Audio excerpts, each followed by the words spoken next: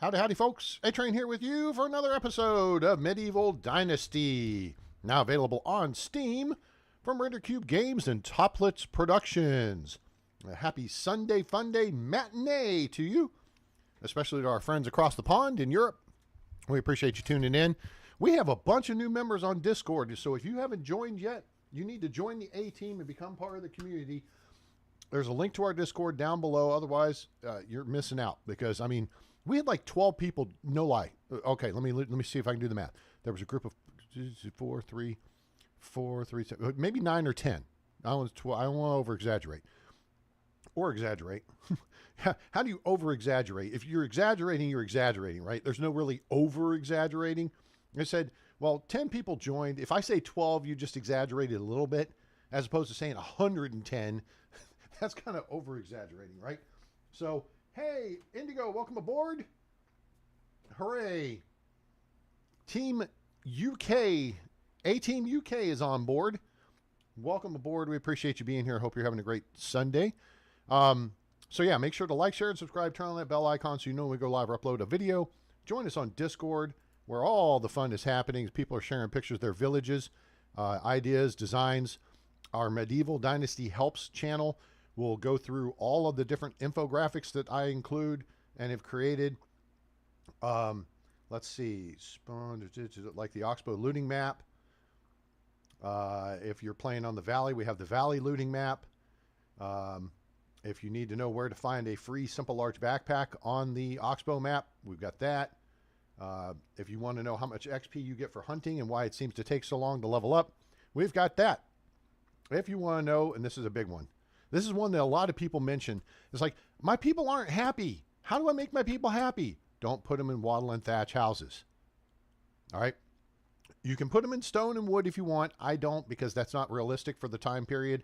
Most of the schlubs of society, which is what we qualify as, lived in wattle and thatch and then moved up to log and wood homes. So I justify going to log and wood homes. Listen, the production numbers, by the time your people level up and all that stuff, guys, I'm just telling you, it's not going to matter. Seriously. You're going to wind up overproducing so much crap you're not going to know what to do with. And that's with 20 people. 15, 20 people, you're going to find out that the game, you're rocking and rolling at that point. So, and we're going to cover some of that today. How you can make you some money. Also, if you need to know how to do your firewood production numbers, right there, we got a chart for that. Okay. You take your daily wood demand, round up to the next 20, divide by 20, and that's how many logs per day you should be converting into firewood. Turn off your sticks, logs, and planks in your villager management tab, and you'll be good to go. Need to know how to name a field, building, or your animals? We got a thing for that too. I mean, I got it. We got you covered.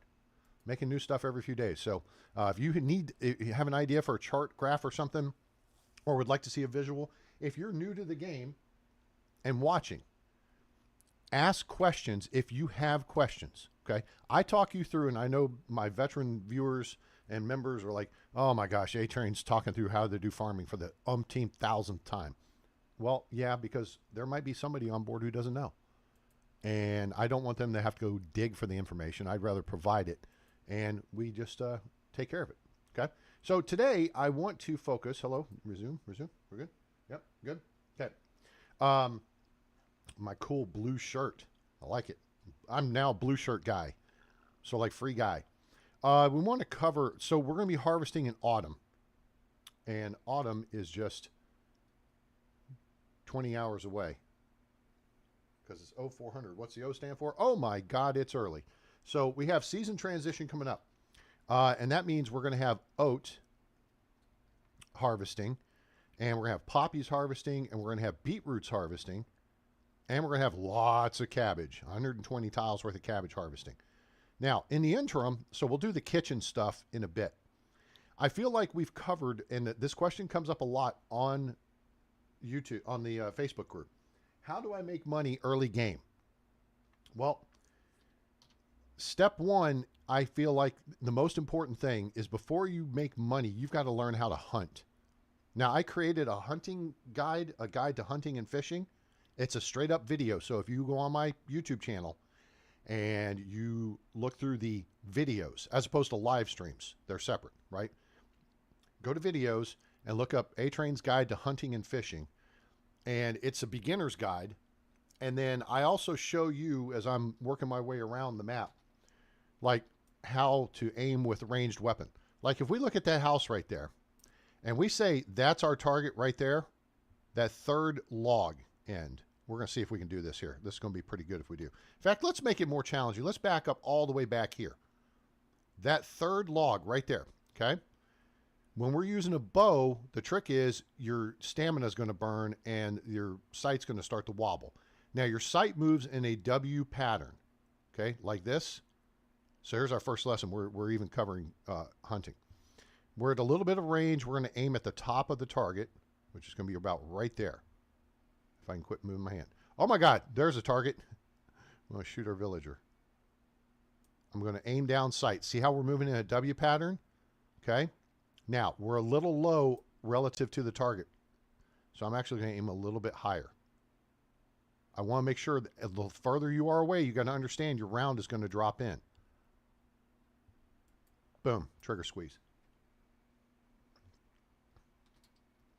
Where'd we hit, chat? 1, 2, 3. Dead. Okay? That's what you got to get good at. All right? That's called headshot, and that's why I'm called Headshot A-Train. All right? That's a headshot right there. 40 meters is the key. That's the detection range for bandits. So if you can stay just outside of 40 meters from them, that's good. I don't know why I've got a pepper on the map here. Where is that mark? Oh, it's way over the west. Oh, we found a bandit camp yesterday. That was fun. It was up, let's see, that's the It was up in this area somewhere. So, yeah, that was fun. Oh, we still need to make a run to Ostoya, too. We picked up 2 new people and what have you. All right. So we may do this Smithy one. So the point I'm trying to make is with hunting is you can gather leather and wood. I mean, food, wood, meat. You can then handcraft the leather into simple bags to sell, and they'll sell for like 6 coins each. Okay. And then you can roast the meat. Okay. So the more proficient you become at hunting, you can go out, you can be getting 2 or 3 boar, you can get 4 or 5 deer. That's a lot. That's over 100 meat. That's over, 40, 50 leather. That's going to make you well over 1,000 coins. Okay. 1,000 coins is going to do quite a bit for you early game. All right. That'll be enough to allow you to buy the fertilizer and the flax seeds to make a 10x6 or even bigger flax field. And you want to get that in the ground year 1. This is why I tell people, learn how to play the game and then start over. Okay? Because you will be so much better off when you apply the lessons learned. Does that make sense? I hope it makes sense. It makes sense to me. All right, look here. We got a whole, now, here's your next step.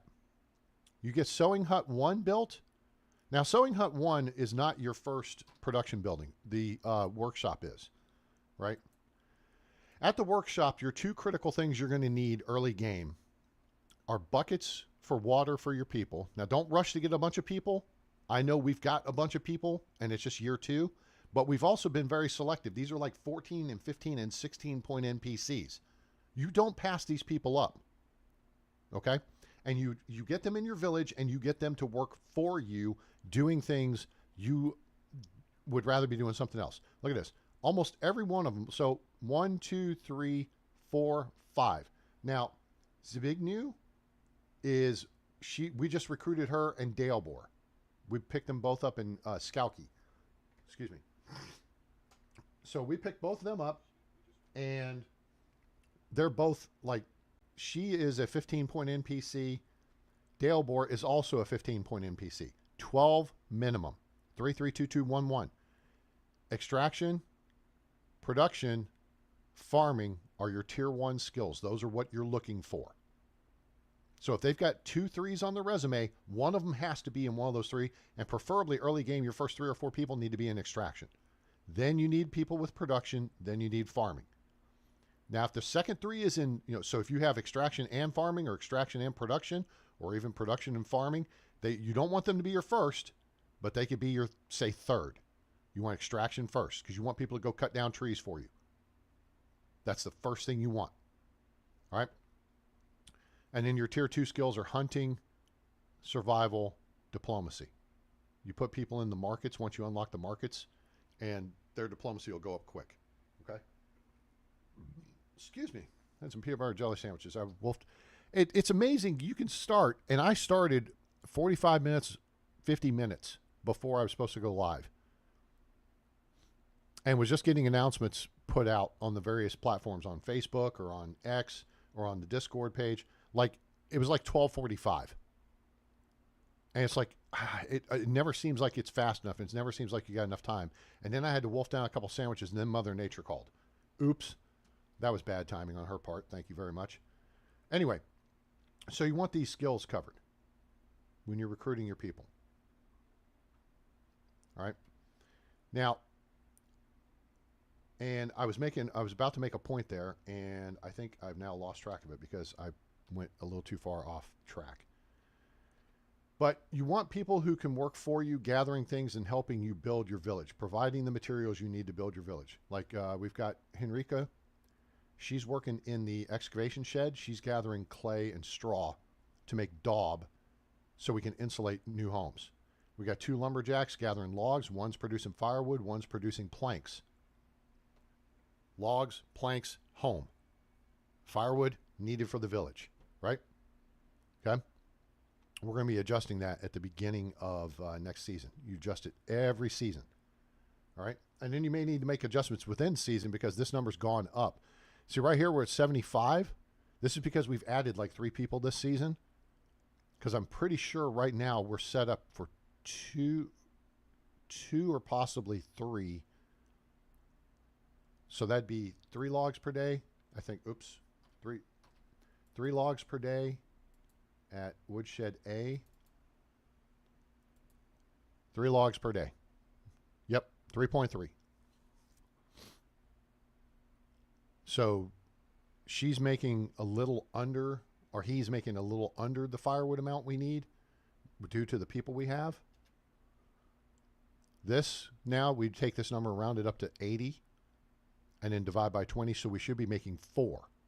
So this number will go down slightly as we go into winter, but you also don't want this number here to be like 1,000. If this number's 1,000, that means you have 200 firewood sitting in storage taking up space, which is going to be like 500 kilos. Well, no, it's not. It's going to be 200 firewood is 100 kilos. Firewood, I think, is 0.5 each.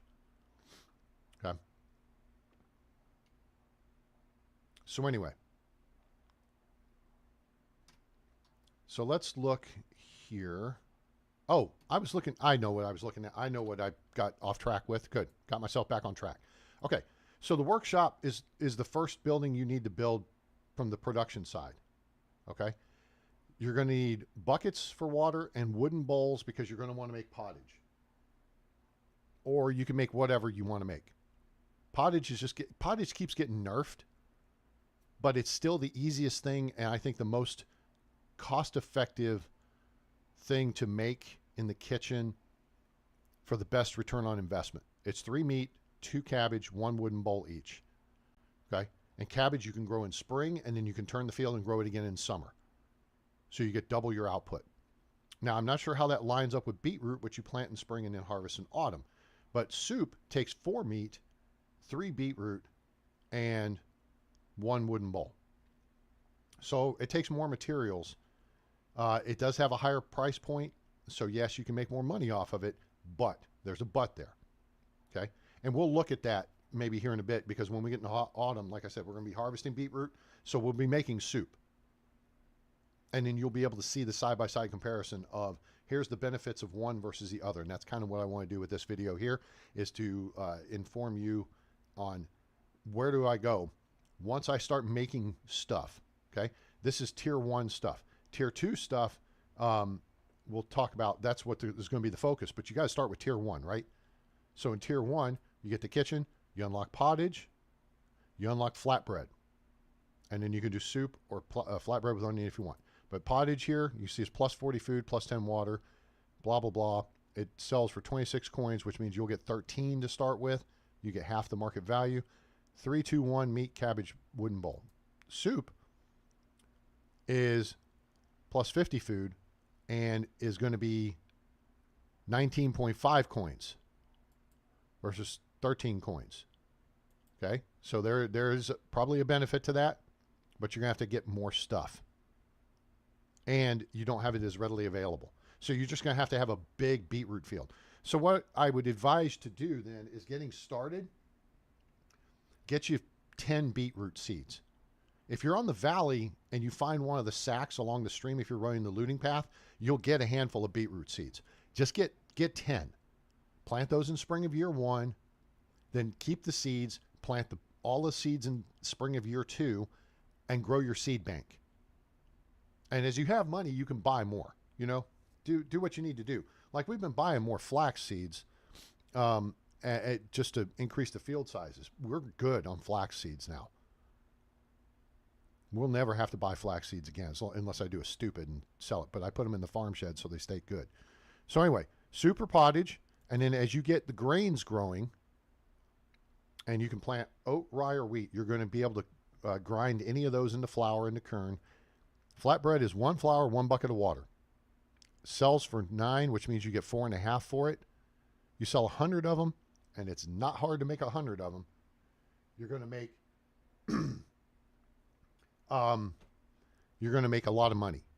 Hey, Greg, welcome aboard. Happy Sunday Funday to you. Yes, soup lasts longer and has a 3 kilogram weight bonus.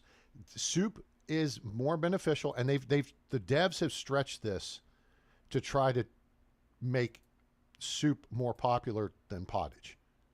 I still stick with pottage because to me it's easier to do. Now, one way to think about this is, let's say you do you plant cabbage in the spring and you plant beetroot in the spring. Right? Do a 60 tile field of cabbage, do a 60 tile field of beetroot. The cabbage field will harvest in summer. So then you can start making pottage. Boom, boom, boom, boom, boom, boom. Get that and sell it. The soup, the beetroot will harvest in autumn. Boom, boom, boom, boom, boom. Make soup and you can sell it. One of these you want to put in the food storage for your people to consume. Okay? And with this being plus 40 food, a villager consumes 30 food per day. Okay. So these benefits here are only for you, really. But you can also see, 3 pottage is effectively 4 days worth of food for a villager. Plus, it cuts into their water demand. Soup does the same thing at a higher level. 3 soup is going to be 5 days worth of food and 2 days worth of water. I think that's how it breaks down, because the villagers consume 30 food and 30 water per day. But yes, you do. If you're consuming it, you get the temperature buff and you get the weight limit. But the villagers don't care about that. All we care about is money. All right. So you can go about this either way you want to. There's no right, wrong. The wrong way to do it is to do stew and meat with gravy and mushroom soup and is to try to do everything. Because honestly, the game doesn't require you to provide more options. And until it does, there's no reason to play it that way. Unless you just really want to. If you understand what I'm saying, I talk about this often, and we talked about it just last stream, is the food system is not smart. The food available needs to be tied into villager happiness. Tier 1 foods will be all your raw fruits and vegetables, eggs, and meats. Berries, those things. You use those things to make something else. If you just have those things, then there's going to be a happiness number associated with how many different things you have. Right? So if you have a meat and a vegetable or a fruit available in food storage for your people, maybe that's a +2 happiness, because then they have a little bit of variety for a meal. And if you have 2 kinds of meat and you have 2 kinds of vegetables, maybe that's a +4 happiness, right? You see what I'm saying? But then They should have the cauldrons in their home so they can cook what they want. And if you provide cabbage and meat and you have wooden bowls available, or they have them available, then they can make pottage. That's a tier 2. The cooked dishes are tier 2 foods in my world, the way this should be. So that's how I think it needs to be changed and updated. I just, there's no reason to make all this other stuff. No reason to do all the mushroom gathering, grow carrots. There's no reason for carrots unless there's a specific mission, then just go buy some. Otherwise, beetroot, cabbage, done. Grains, you're going to grow these because you want an oat and rye field so you can make animal feed. Then with the leftovers, you can make flour, and then you make flatbread, and if you do an onion field, you can do flatbread with onion. So it sells for 13 as opposed to 9. So onions are cheap. Get you a few onion seeds first season, throw them in the ground, and then you get double of them back. You go from 10 to 20, plant 20 the next season. That's building your seed bank. That's just a free return on investment over time. All right. So that's your kitchen 1 stuff. So roast meat, do simple bags. Kitchen 1, you want to get cabbage in the ground. You can do beetroot if you want, but you also got to have meat so you can make pottage. But you got to have the workshop for that. You're not going to make any money off stuff in the workshop. This is simply support stuff and decorative stuff. You get wooden vials so you can make potions. Bowls so you can make food. Buckets so you can have water or milk. That's all you need. Kitchen, pottage, soup, flatbread with onion. Smithy 1. Don't have a whole lot selected here. Copper knives. Take 2 copper bars and a stick, and they'll get you about 55 coins. Smarter play, you could go up to a copper kite shield. That's 2 copper bars with 4 leather, but you got to have flax for linen thread and planks. There, you'll get 195 coins base. This is taken into account if you have no points in barter skill, right? Under diplomacy, you want to max this out as soon as you can, because then this gives you 10, 20, and then 30% better buying and selling prices. All right, so that's why you flirt, and sell stuff and buy stuff. Okay? But in the Smithy, the kite shields are just fantastic. Wooden round shield. What do you get? Just 75? You still got to have linen thread. If you got to have linen thread, get copper. Either go dig it yourself out of the cave, or once you get the excavation hut, put somebody who's a 3 in extraction in there, give them pickaxes and let them gather copper for you. Okay, but get the copper. Get to the copper. Okay. Copper round shield, 2, 1, 4, 2, 2. Yeah, they just reversed the order. 2, 1, 4, 2. This is the way to go. Because for the same materials, you'll make 15 more coins plus. Okay. Then you get the bronze stuff. All right. Now, it takes 2 copper ore to make 1 copper bar. And to even make a copper knife, which this is a little bit silly, but let me see here. See, 2 copper bars, 4 copper bars, 1 copper bar. That takes a log, though. Logs are too valuable early game. Don't do anything that requires logs. Wooden bolts, whatever. A copper hoe, 2 copper bars, shovel, 4 copper bars, a scythe, a log. 2 logs for a shovel, which seems dumb, and a log. You see what I'm saying? Don't waste your logs on stuff. Go with steak. Steaks are everywhere. But you got to have 2 copper bars, which is weird because to make a bronze knife, you only need 1 bronze bar. So that's a little bit odd. All right. But if you make these, you'll get about 55 coins each. Okay. 2 copper bars matched up with 2 tin bars gives you 2 bronze bars. What can you do with 2 bronze bars? You could make 2 bronze swords.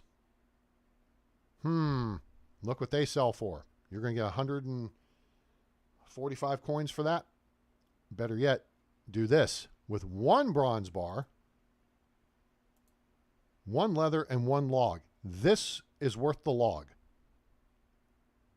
You want one of these anyway. 70 slashing damage. It's better. The battle axes are better than the swords. You can't use them to cut down trees. Hey, Sven, what's happening? Welcome aboard. No, skilled farm. The skills that you unlock here only apply to you, unless, like under diplomacy, inspiring speech applies to NPC production. Good host applies to their mood, and Castellan applies to their food, water, and wood consumption. That's my understanding. Otherwise, everything else is strictly for you and your skill set. Because your villagers will, they'll go up in their skill and they become more productive as their skill levels go up. And they become happier too. That sound right, Sven? Greg, that sound correct? Let me check my math with you guys. I want to stay on the straight and narrow. So the other thing is this, and this is something I'm not a fan of. Smithy 1 should be just all copper stuff. All the wood and stone stuff, tools should go to the workshop, and weapons should go to the hunting lodge. I mean, even the wooden round shield, that should be in the workshop. Everything in tier 1 Smithy 1 should be copper. Smithy 2 should be bronze, Smithy 3 should be iron, and they should make a Smithy 4 that comes at 12,000 XP after you get the tavern, and that's where you get the elite toys. That's what I think. So they had to mix it all up because they made the elite stuff. A bronze helmet. 3 bronze bars, 1 leather, 790 coins base market value, which by my math is 395 coins to your pocket if you have no points in barter. 395 coins. Okay? So what's this going to take? It's going to take 3 copper bars and 3 tin bars to make 3 bronze bars. So now, let's examine that for just a second. Let's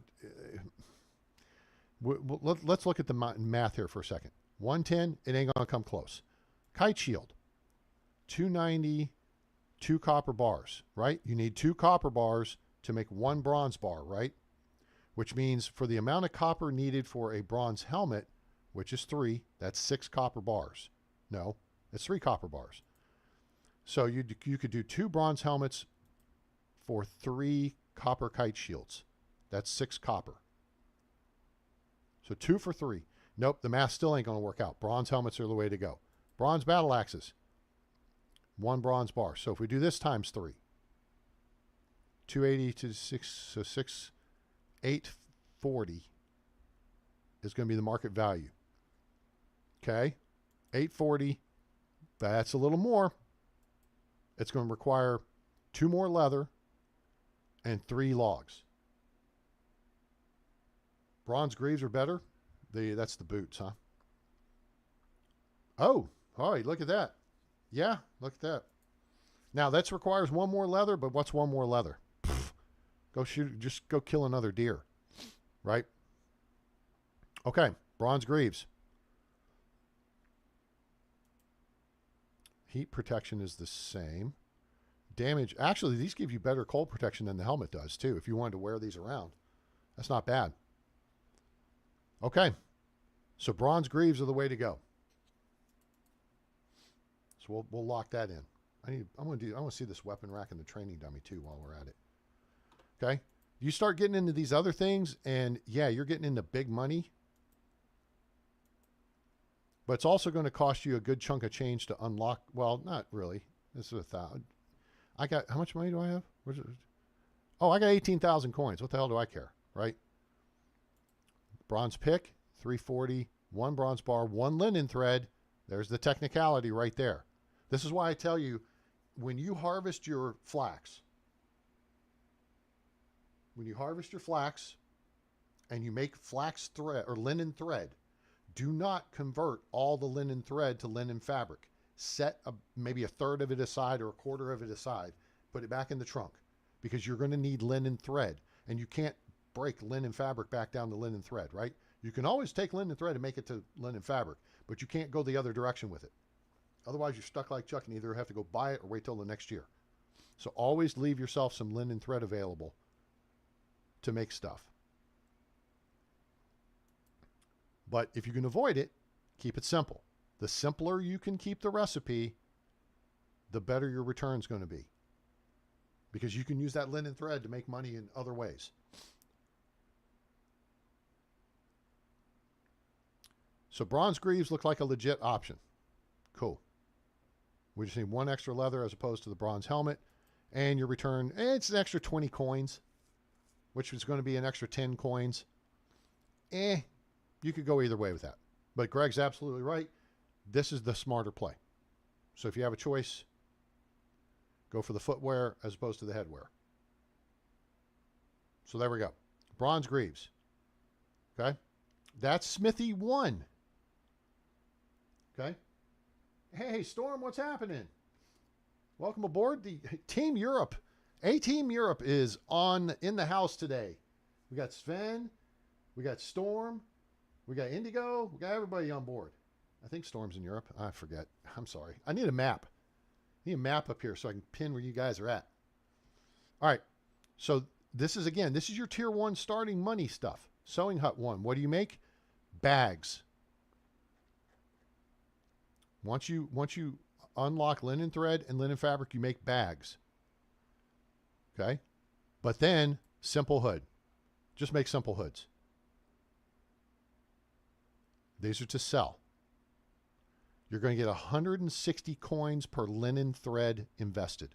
Some people say make simple coifs. Wrong. Why, A-Train? Because this takes 4 linen thread to get 460. If you take 4 linen thread here, you're going to get 640. So that's the smarter play.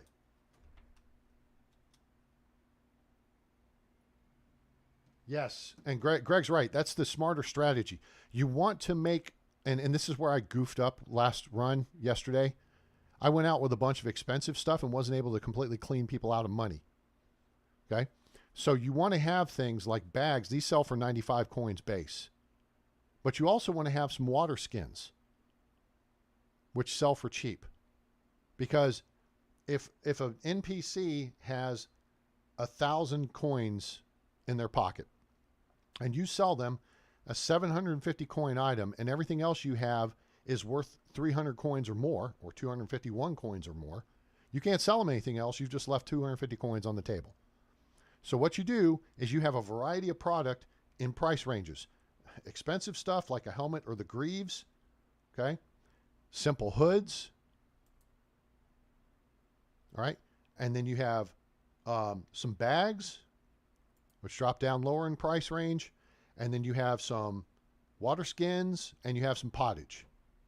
And then you could have some simple bags even. I may have said simple bags when I meant bags. You see what I'm saying though? You have things in different price ranges. So you want to milk them for every coin they've got. Take that money. Take that money.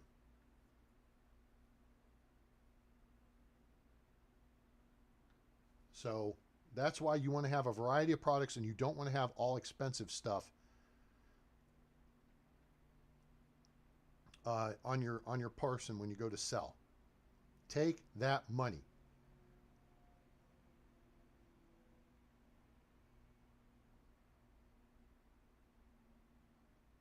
Okay.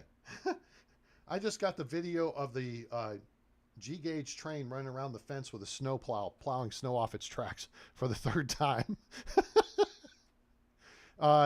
So if anybody tells you make simple coifs, no, don't do it. Make simple hoods. That's the smarter play. I think I've gone through all of this stuff and checked the math on that. Simple dresses. What I look at is how many linen thread does it take and how much money do you get per linen thread. In this case, you would get 110 per linen thread. Simple hood, 160. All right. So that's how all that shakes out.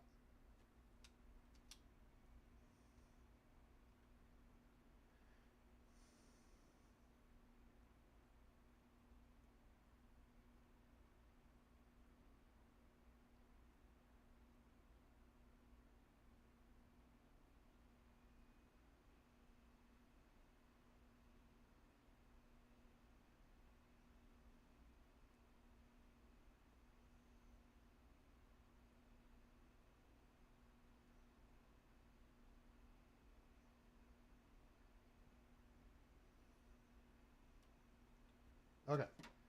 Milton for every penny they got. Oh, listen, Dred's in the house. What's happening? How are you? Going to shovel snow. All right. Fun. All right. So they're recovered now. Let's see if there's anything else we can do. Then Gambazon. What is this going to get us? All right. Look here. Here is an apples to apples comparison as well. So let's take a look at this. Simple hood. And this is why I say apples to apples. This is linen thread, right? One linen thread equals one linen fabric. Therefore, they are the same. They are equal. 1 equals 1, right? It's just one more step. And that means more production XP for you. The thin Gambazon, which is your lightweight armor, super lightweight armor.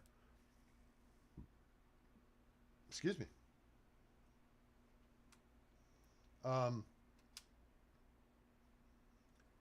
Is 10 linen thread, which means at this price it's 140 each, which is good, but it ain't as good as 160.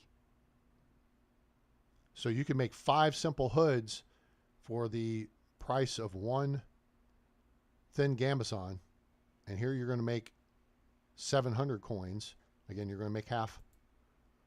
And here you're going to make 5 times 160, which is going to be 800 coins.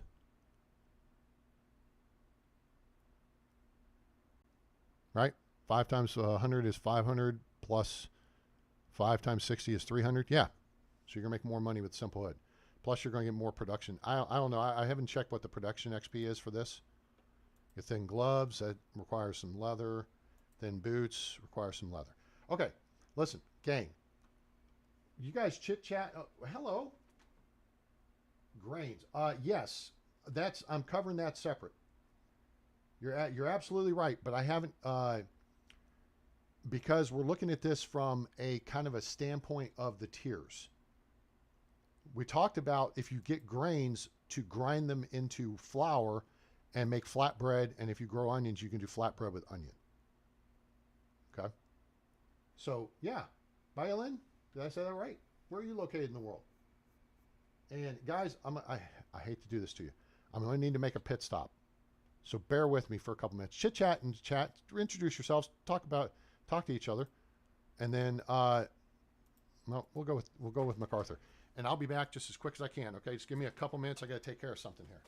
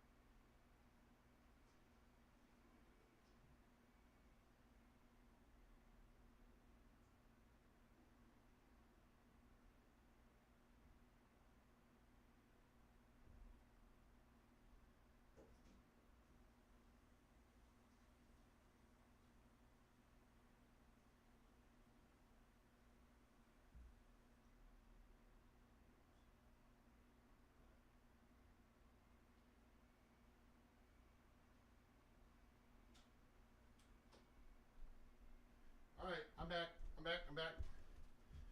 Back. Oh, okay. All right. Whew. Yeah, that's right, Kim. That's what you get for just showing up, like once and forever. Like, oh, I showed up when it was a party, not when my friends needed me. Ha ha ha. Yeah, well, thanks for subscribing. Appreciate you being here. Kim is a master player, gang. So if you got questions, she's a master decorator at this point. She's one of these people that I talk about on the Facebook feeds when I say there are players who are bored at this point with the game. And they decorate they make everything look beautiful because they've played the game effectively and said, oh, okay, kind of been there, done that. So now let me see what I can do to be creative. Excuse me. My system's just not agreeing with me well today, but we'll press on. So, all right. So that covers kitchen 1. Yes, you could sell the grains, but why not just grind them up into flour, get the farming experience for them, and then make flatbread or flatbread with onion. Flatbread especially. You make this by the hundreds, you're going to make a lot of coin, and you're going to make not only farming XP, you make production XP, then you're going to make diplomacy XP by selling it for a higher amount. And let me run that by you real quick in case you don't know the numbers. This is how you make diplomacy XP, because a lot of people are like, how the heck are you supposed to get your diplomacy up? Flirt. If you get married year 1, you are dumb. Don't do it. Flirt. Every time you flirt, every question, it's 3 XP. Okay? And that's, again, this is baseline. Anytime I tell you these things, it's baseline. It's before you put any points in extraction knowledge or diplomacy knowledge or crafting knowledge. It's summer of year 2, by the way, and I'm level 10 in production. Just saying. Level 4 in diplomacy, barter maxed out. That's all that matters, is you get to barter being maxed out. So you flirt. Opening the game to modding.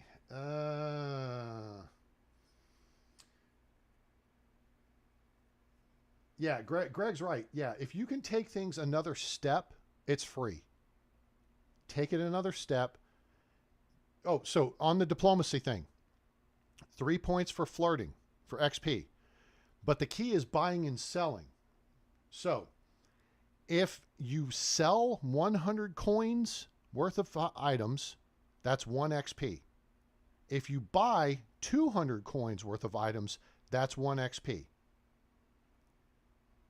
Okay? So 100 coins, to get 10 XP, you got to sell 1,000 coins worth of items. Well, if you're selling grains at 5 versus selling flatbread at 13, you see which is going to get you the better return on investment? So if you've got items and can take them to the next step, if you've got leather and can make simple bags, but you have a sewing hut and can make water skins. Wait a minute. Let me do the math on that real quick. Am I staying in? I'm not. It's only because water skins are not in the menu. Simple bags, leather, 14 price, 30. Oh, yes. So you'll get more return on investment. I just wanted to check that because it takes 2 leather to make a water skin, right? Well, that makes 2 of these worth 28 or 14 if you're the player, because we get screwed at the market, right? But then here, each leather then is worth 16, right? Because it's 32 price, you divide by 2, it takes 2 leather. You see what I'm saying? Always take it another step.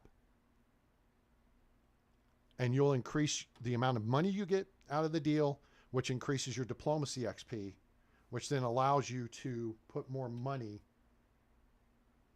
back into, what you're doing.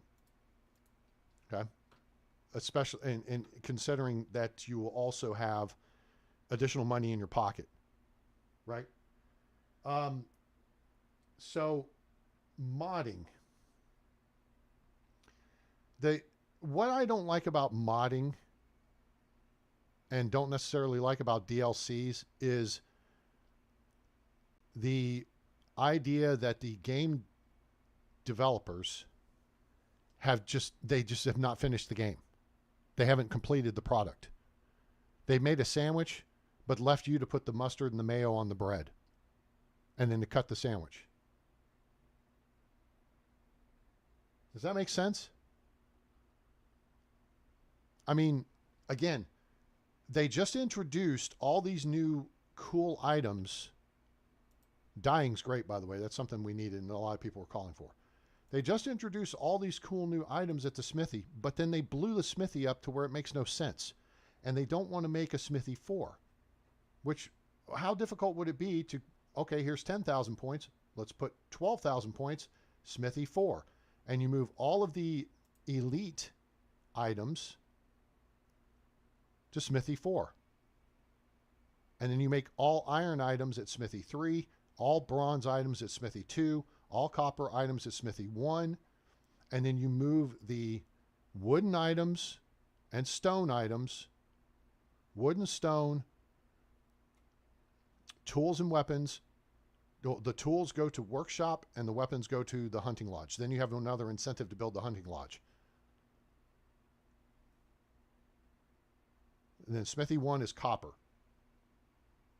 course, I'd also like to see them break down your production tree here into 4 separate trees. Crafting, smithy, cooking, sewing hut. Because how does making pottage make you better at sewing padded armor or making bronze armor? How does making wooden bowls make you better at making pottage? You see what I'm saying? So there's things that could be done to the game to make the game better. Now, the modding support. I mean, I've been talking about this for months. If they took this building here, that's the barn. If they took that building there, which is resource storage, which is the same size as the tavern, and you made the foundations where we could build stuff on them, not just drop items on them, but build stuff on them, right? Then you could make some modular items and you could create the building to be where you can designate it to be what it's going to be. That didn't make a whole lot of sense, A-Train. What I'm saying is, if you wanted to make it a inn, then maybe there's a modular item for a bedroom. Boom, you drop a bedroom in. If you want to make it an infirmary, boom. If you want to make it a barracks, boom. If you want to make it a church, boom. And you can designate it as, this is the purpose of this building. And then when you designate it for that purpose, the NPC code then knows how for them to interact with that building. If it's an infirmary, and there's an infirmary in Oxbow, that's where you start. And a villager comes down sick with something, they know to go to the infirmary. At which point you've got to have your medical doctor or whoever they would be at this time, snake oil salesman, the healer, or whatever, has to get potions from the herbalist hut, which increases the need for the herbalist hut. And then they heal the person of, say they got bitten by a fox while they were out hunting and they had rabies. Or they, something like that. Maybe they were working in the mine and there was a random event and their leg got broken. Your healer is then going to have to take care of that person.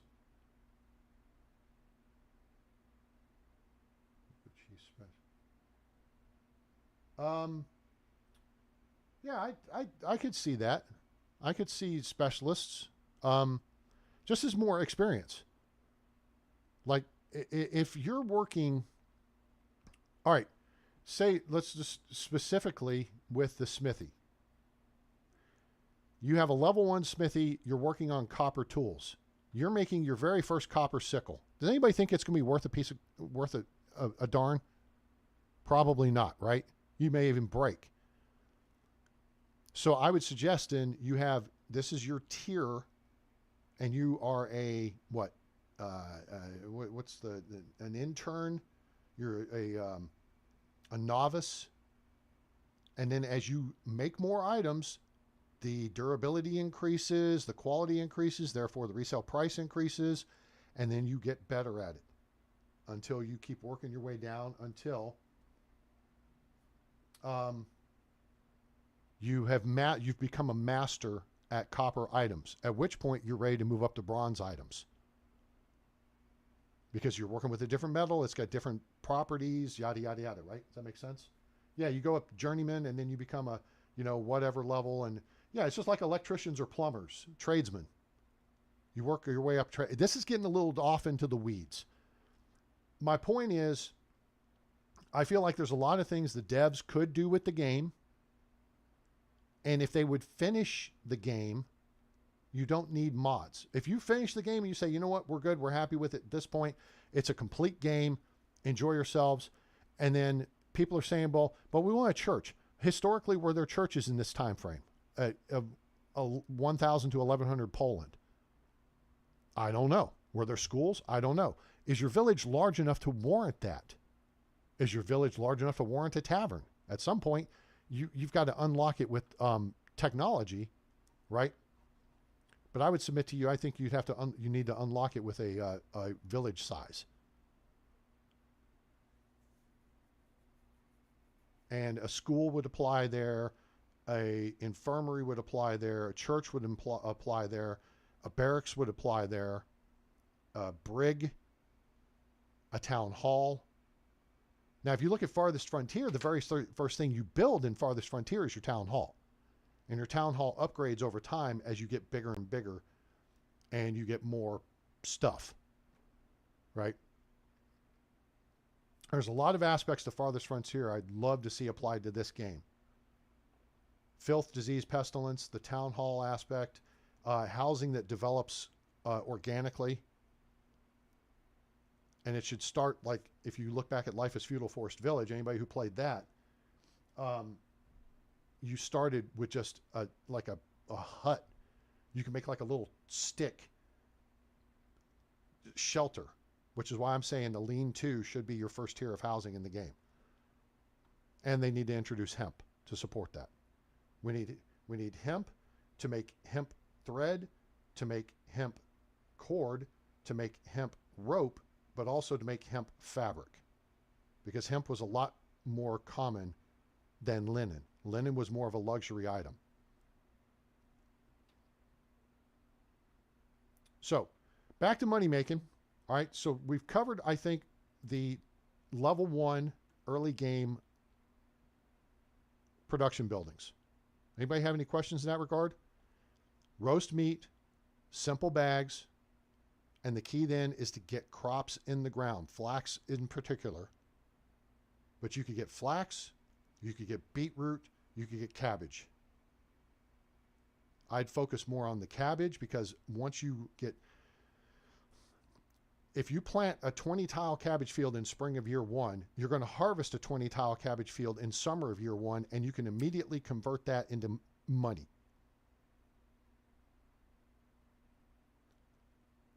Also, you're going to have almost double the cabbage seeds, and you can make a bigger cabbage field in summer of year 1 to harvest in autumn of year 1 to convert to even more money.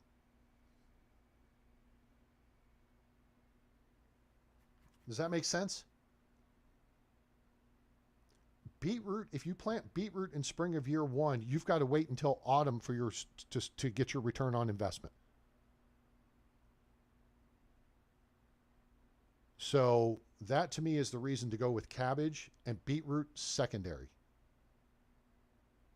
So pottage first, cabbage, soup second. Yes, it's a better return, but if you do flax in spring and then you have the cabbage alongside it, you're going to be making so much money in summer. That's going to kickstart things. And then you can go to soup. And when you're doing soup, you can either feed your villagers with it, you can go sell it, or you can put it in your market. Excuse me, and you're going to get a better return in the market. And if you're doing that, I would suggest you do cabbage and soup. Pick one to sell, or pick one to feed your villagers and use the other for money. Keep them separate. Part of the issue there becomes your people's production ability is not, as you grow your village, it's going to be very difficult for them to keep up with the production numbers, which is why you need to be prepared to jump in and do whatever, because as I've said many times, you are the most productive villager you have. Yes, cabbage makes good fertilizer. Cabbage, if you let it rot, each cabbage gives you 4 rot, which means you need 5 cabbage to get 20 rot, which is 2 fertilizer.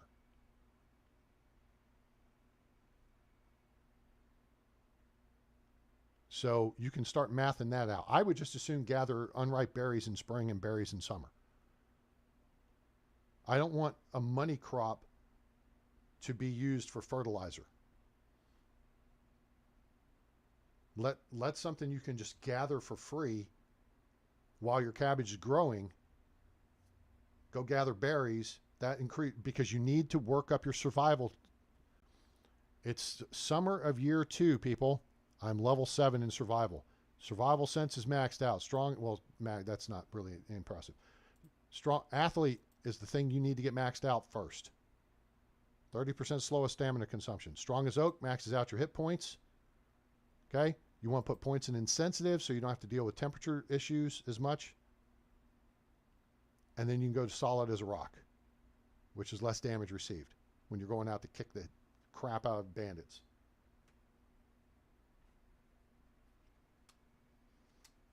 Yeah, so Dreadnought just point out a good point there. If you want to cycle the field, so if you want to keep the field in use year round, flax in spring, cabbage in summer, rye in autumn to spring. So that rye can then be used to make wheat, to make flour, excuse me. Grind it into flour.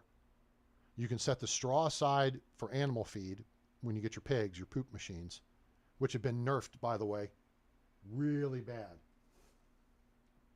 They have nerfed the shit out of pigs, literally. It used to be you could have 3 adult pigs in a pig pen, and every day you would get full up 60 manure if you're collecting it. Now, it's maybe 30 to 40. I mean, I've got a full 5 adult pigs in the pig pen, and I'm not getting 60 manure a day. That's ridiculous. So you want to assign a villager to your pig pen as soon as possible. Get a pig pen going, and the way to get a pig pen going is much like Dreadnought's plan of flax, cabbage, rye in 1 year, so the field is in use year round. Now, the only trick to that is you have to fertilize the field 3 times a year. Okay? That's the only thing. So that's a lot of fertilizer to have to deal with. Is you want to have a dedicated oat and rye field rotating. Oat in spring, harvest autumn, rye in autumn, harvest spring. That's going to be your animal feed field. That's why we've got an oat and rye field already at 60 tiles. We're going to take that. We're going to get the straw from that. We're going to get the straw from any of the other grains. And those are going to go towards animal feeds to feed the pig and to feed the chickens. And we're going to get into chickens now. But my point on the gathering berries is this. You need survival points. And until it's maxed out, you need to be grabbing everything you can off the ground. Everything you grab off the ground. If it's a stone, a stick, a flower, a thing of berries, if you get 5 berries, it's the same as 1. If you get 3 sticks, it's the same as 1. If you get 3 straw, it's the same as 1. You get 2 XP for everything you grab off the ground for survival. So right here, we need to pick up 1,000 things to get up to the next level. 1,000. That's a lot. So grab stuff, because you want to put a point in insensitive first, so it's 2 degrees more temperature tolerance. because with 2.0, the devs started messing with the temperature tolerance, and you'll have a hot summer day or a cold spring or autumn day, and your character will whine like a little bitch.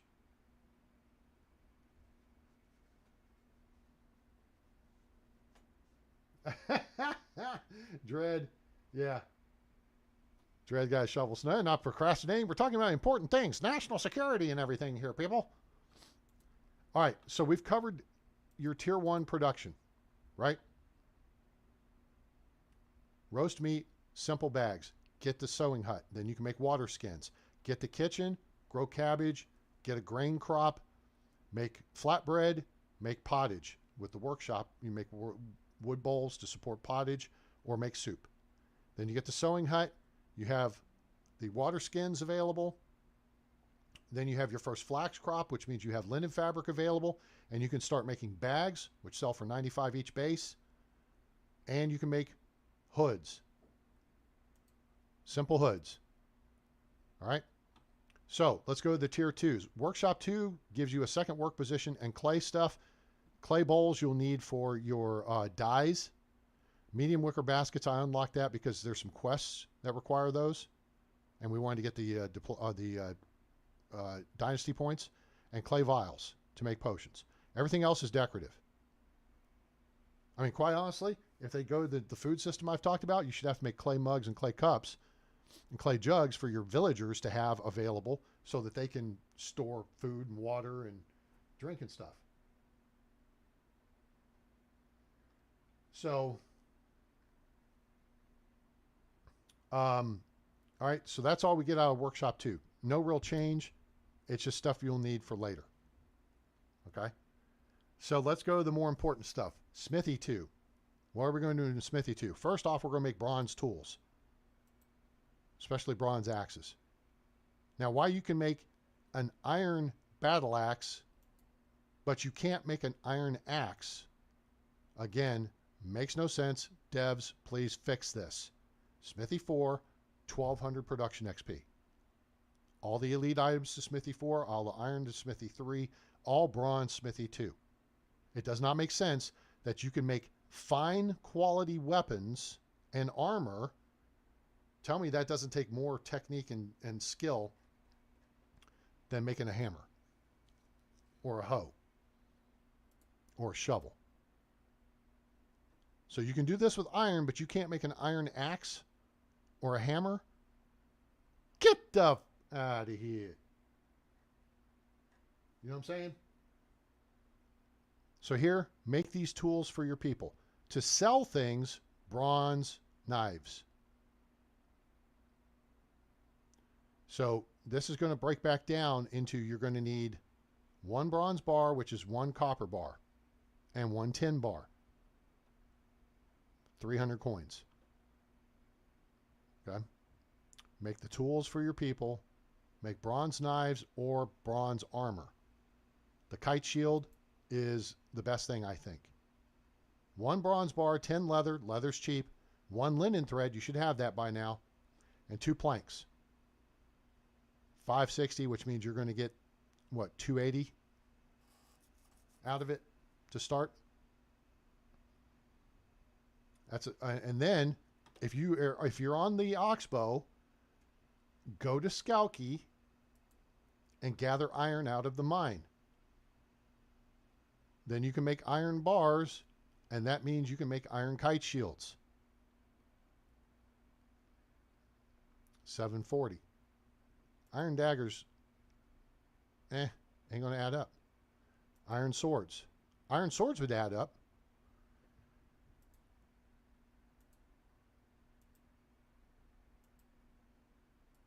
I went with the iron battle axe because I like to use it more. Believe me, you start making bronze kite shields, and really once you start making the bronze helmets or bronze greaves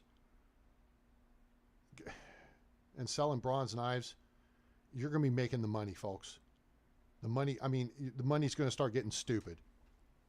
You're never going to need money again because you're going to be set. But bronze kite shield, iron battle axe is cool. Right? or the iron sword. Now it's going to cost you $1,500 to unlock that. If you got the cash, it'll pay back when you make 4 or 5 of them. But this is something you can make to use. Yeah, you could use that. 80 slashing damage, 85 slashing damage. This actually has extraction value too.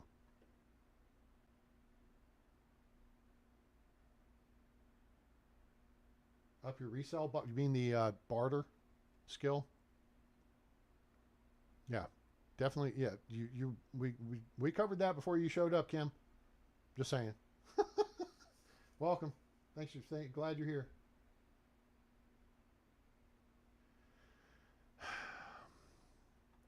Kim likes to play with mods. So, yeah. Yeah. That's her jam. All right, so there's all these things here too. So iron helmet slightly less expensive than iron greaves, and iron greaves take 1 additional leather. So if you were going to go between the two, the greaves would be a slightly better value. Iron armor, that's a lot. I don't imagine it's going to add up to being what these provide you for the same amount of materials. Because look, 18 iron bars for $36.80.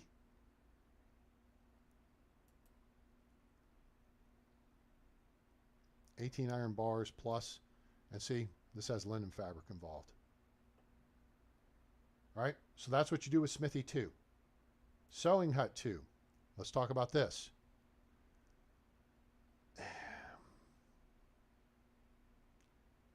Really, you start getting into the wool stuff here. This is more good. I mean, once you can make wool, so you got to get your sheep. The problem is it takes a while to unlock the fold. I mean, where the heck are we in that regard? Oh, that's not going to be there. It's going to be here. And it's going to be here. The fold is still, I mean, look how far down. We just unlocked food storage too. We still got 1,500 points to get to the fold. That's sheep. So what you can do is, because you're going to be making the money, is just go buy wool or wool thread or wool fabric. And by the time you turn it into something with some of these recipes, it's going to be worth a lot of money. I mean, look, 1 wool fabric and 1 wool thread. Now, a wool thread will take 6 wool, right? Oh, it's like we're right here. It takes 6 wool to make 1 wool thread, and then it takes 1 wool thread to make 1 wool fabric, right?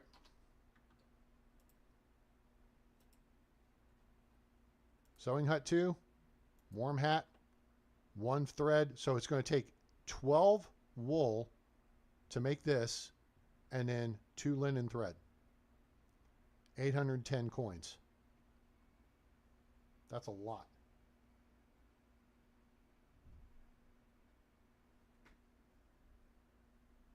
You can't buy from a vendor? Wow. Okay. I mean, that's definitely going to slow down your development. It's certainly going to be a challenge. So let's see, thick Amazon, 15 linen fabric, 3 wool thread. This is what I have for my winter coat. Oh, gee, we got 112 linen thread in here. We got 15 linen fabric. Oh, you know what? We've almost got this done. We need to upgrade this building because I want bigger storage in it. So there you go. There's what you can do with Sewing Hut 2. Just look at the numbers. What is your return on investment per wool or per linen fabric? And that's how you can math it out to see what the best deal is going to be. Kitchen 2, you unlock the breads. Rye bread, wheat bread, and multigrain bread. Those are the ones you want.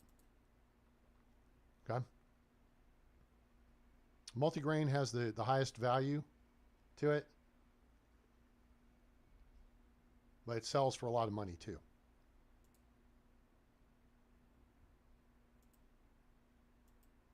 In fact, it looks like they just buffed the value on it. I like to make wheat bread, but also if you do what Dreadnought was suggesting, which is your flax field, spring to summer, cabbage, summer to autumn, rye, autumn to spring, you want to keep an amount of the rye grain aside. First off, you put enough aside to plant the next season. Second, segregate off enough, say 100 or whatever, for rye bread. Of course, you're going to want to have some, we're not even going to include having a separate field for oat and rye for your animal feed, right? Let's separate that out. But then you'll take some more of the rye and grind it at the kern into flour. And then you can make rye bread. The trick being you need eggs. So as you're getting close to kitchen 2, that's the time you need to look at getting a chicken coop. Don't build a chicken coop just because you can build a chicken coop. You may plot it. You may say, hey, you know what? I think I want to put a chicken coop there. Okay, cool. Yeah, you could go ahead and build it even. I wouldn't bother until you can feed the chickens, but the chickens are not your priority. Pigs are the priority because that's fertilizer, right? So get your pigs going first, then back step to the chickens. Chickens are for eggs. Eggs are for bread. Don't waste time with scrambled eggs with mushrooms. 12 coins, gang, for 3 eggs. 3 stinking eggs. Wheat bread, 2 eggs. 34 coins. So let's math this. Let's go to least common denominator. 3 times 2 is 6, right? So if you make 2 scrambled eggs with mushrooms, that total market value is 24 coins. That's 3 wheat bread with a total market value of 102 coins. Bread is where your money's at until you unlock cheese. Now you can get goats in the fold for cheese. I don't bother. I'm telling you, by that point, you're going to be making so much money, it's not going to matter. Okay? So you got the fold, and then the cow shed's just 1,000 more points down the road in farming technology. That'll take you maybe a year or 2. So put sheep in your fold. You can do goats if you want. I prefer to do cows. Right? Yeah, why is bread so expensive? Is it because of the taxes or what? All right. So now we've gone through mid-game stuff. So is there anybody has any questions about how to make money in this game? I see posts all the time on Facebook. I'm on year 5 or year 6 and I'm broke as hell. It's summer of year 2. I have 18,000 coins. And guess how I got to level 4 diplomacy? Because I flirt and I sell a crap ton of stuff. How did I get to tier 10 production? Because I make a crap ton of stuff. But you know how it all started, folks? You know how it all starts? Right there. The looting path. We got the map for the Oxbow, and we got the map for the Valley. Both are available on my Discord. Join my Discord, link in the description below. It's under Medieval Dynasty Helps. Okay? Run those. You'll come out ahead. You'll be able to get decent weapons to handle things. Learn how to hunt. Learn the maps. And don't try to build a masterpiece Picasso-esque beautiful village from the start. Please, I'm begging you. There are people out there who are trying to decorate their houses like they're Martha Stewart. But when it comes to dealing with a Wizzent, they're like, oh, I'm not fighting a Wizzent. Really? Because that's where the money's at. Anybody have any questions on this? Loot to get the cash, to get a flax field in the ground, spring of year 1. Done, done. If you're looting and you know it, clap your hands. Getting rich like a rich bitch, clap your hands. If you're looting and you know it, rich as hell and want to show it. If you're looting and you know it, clap your hands. Look at my cool shirt. Blue. I'm blue. I believe I lie. I believe I die. However the song goes. All right, let's upgrade this building real quick. I like it being open air like it is, and there's no real reason to upgrade to Sewing Hut 2 except to expand the capacity of the trunk. And I like putting all the stuff in the trunk because there it's convenient for me. This village layout is for me.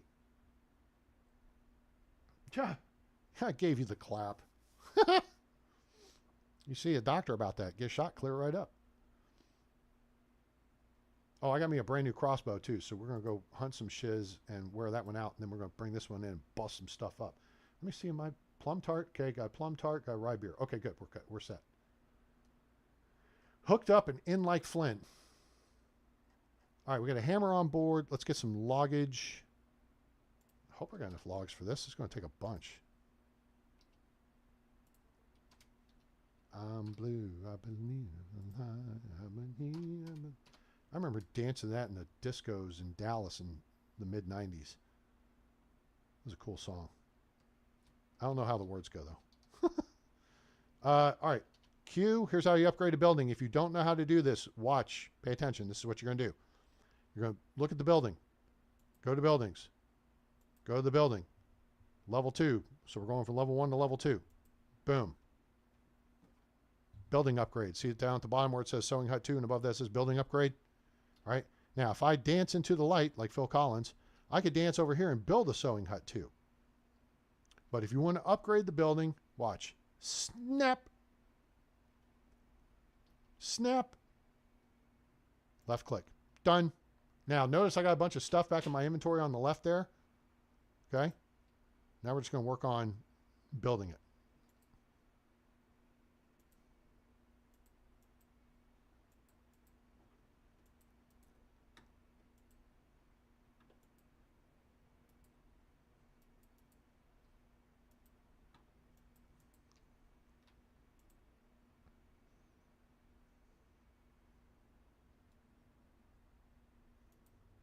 All right, so we need 5 logs and 24 planks. 5 logs and 24 planks. I think that's right. Boing, bloop, fail. Wah, wah, wah, wah. 5 logs. See, we're down to low number of logs again. Oh no, we don't got enough plank. Planks for the memories. Let's fix that. I have to bump my girl off over here. Oh, she's not here. Wait, she's not here. Where the hell is she? Oh, wait. Is it 8 o'clock yet? Oh, it's just 8 o'clock. She may still be walking up here. She probably is right there. She is right there. There you go. Oh, heck. Did I forget that? I did. I bollocksed up that too. Whatever. All right, now we're back to needing 6 logs. Jiminy Christmas. It takes a lot of logs to upgrade these buildings to tier 2.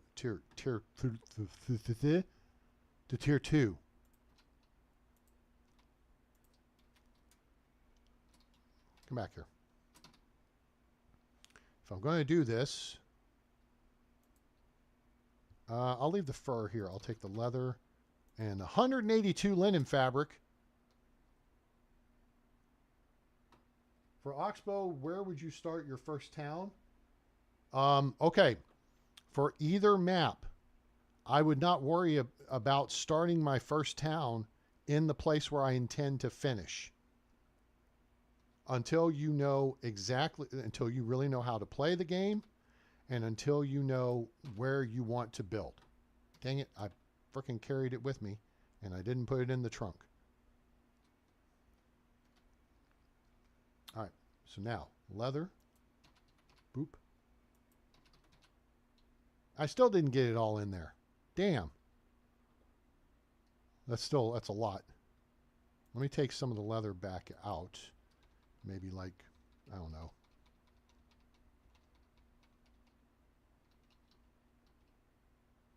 that much, and let's see if that will get the linen fabric in here. There we go. Got it. Now we can put some leather back in. Done. So I do this because it's more convenient for me. If you have a villager, where are they going to use leather or fur or linen fabric or wool? Where's that going to be used? Basically one, well, okay, leather will be used in the smithy. Yes. So you got to keep leather in here. But I have this guy making bronze axes like one every 4 days. Otherwise, he's converting ore into bars. I'm doing all this work. I'm doing most of that work. I'm doing all the cooking. That's so you can build your skill set up. So for oxbow, I build right on the edge of Piastovia. And I establish the edge of Piastovia with paths. See, the red line is the no cut, no build zone. You can't build or cut trees within that space. Well, guess what? It lies. Somebody used a big fat lipstick and drew that line. If you draw paths, you'll see where you can and can't place them. And you use that to establish where the build zone is. Not that. This. See? Can't place it. Area is restricted. All right? But if I go over here, I went all the way over to these rocks. See, it says no here, but it says yes here. Right? So if I go over the other side of the rocks, no, it's restricted. Yes, it's allowed. So I'm just going to go right to where the edge, there's obstacles blocking, blah, blah, blah. Obstacles, okay? Obstacles blocking. You can't place here. It's restricted, but I can place here. Can't build here. It's obstacles, right? Can't build there. Could build there.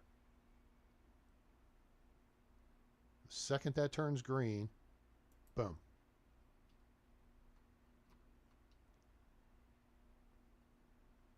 I'm going right to the edge of the restricted area. Uh-oh. Uh-oh.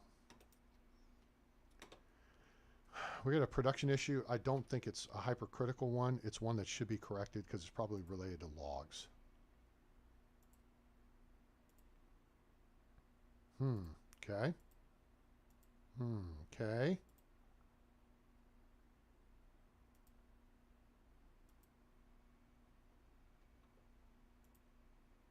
Okay. Do I have a production issue? It says I have a production issue. What's the production issue? I didn't see a production issue. Who needs what?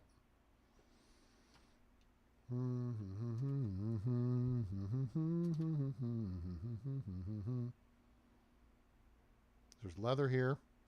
There's logs here. There's planks here. Wait. Somebody's working in the barn. That's where the production issue is.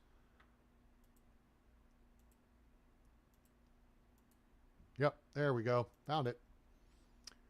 All right, Brat, what's the problem? You got no resources for Daub. Okay, well, then let's take Daub off the table. And let's increase the amount of animal feed you're making. Cool. That'll do. Problem solved. Boop, boop, boop. Simvival Gaming, welcome aboard. What do the red areas on the map mean? Those are no build, no cut zones. You cannot build and you cannot cut down trees and eat your lunch just like your old papa in those areas. So that's why I use paths, just like I showed with this little example right here, to show where the true end of that space is. Yeah, it's like a Yabba Dabba Doo song. Right. Yes. Maple is good for I mean, Clonica is good for maple trees. This is where I would build your first village. Why? Because you're close to Piastovia Cave there. Because there's lots of maple trees available in this forest right here to get you up and going. Again, woodshed, first villager needs to be an extraction specialist. Let them cut down trees. Because they don't care what the quality of the tree is. They're going to bring in the number of logs, whatever, and then you don't have to clear cut the forest. Okay? So yeah, there's good area over here people like to build. The most popular places to build on the map are here at the base of the waterfall. Excuse me, they'll be here. This area, that's number one. Number two is probably either this island or on the beach. Now, number two may be this area over here. 3 may be this island. 4 may be the beach. 4 may be this area here. But I like this spot because I'm super close to Uber and the cave. And then the quest board is right here. And then the market's right here. And then the hobo camp is over here. But you can get in and out of the Uber, which gets you around the map extra quick. Right? I know people have built way over here, and people have built... I would like to build way down here.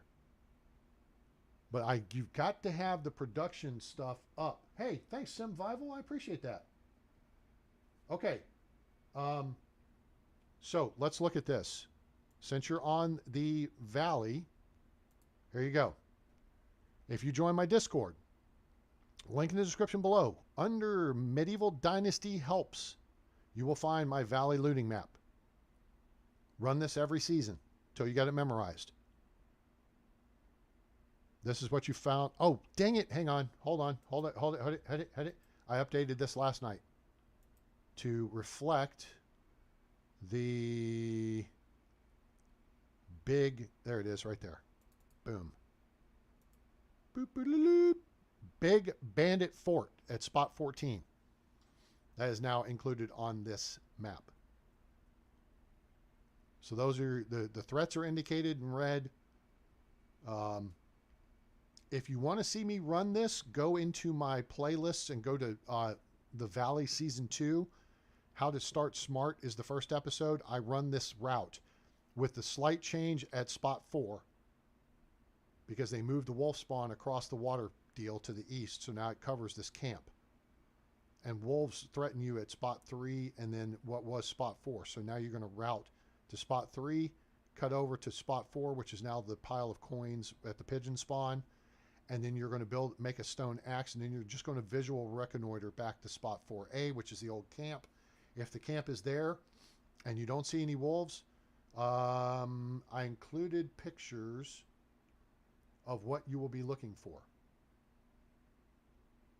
which is you're going to be looking for the bow, iron axe, boom, boom, boom.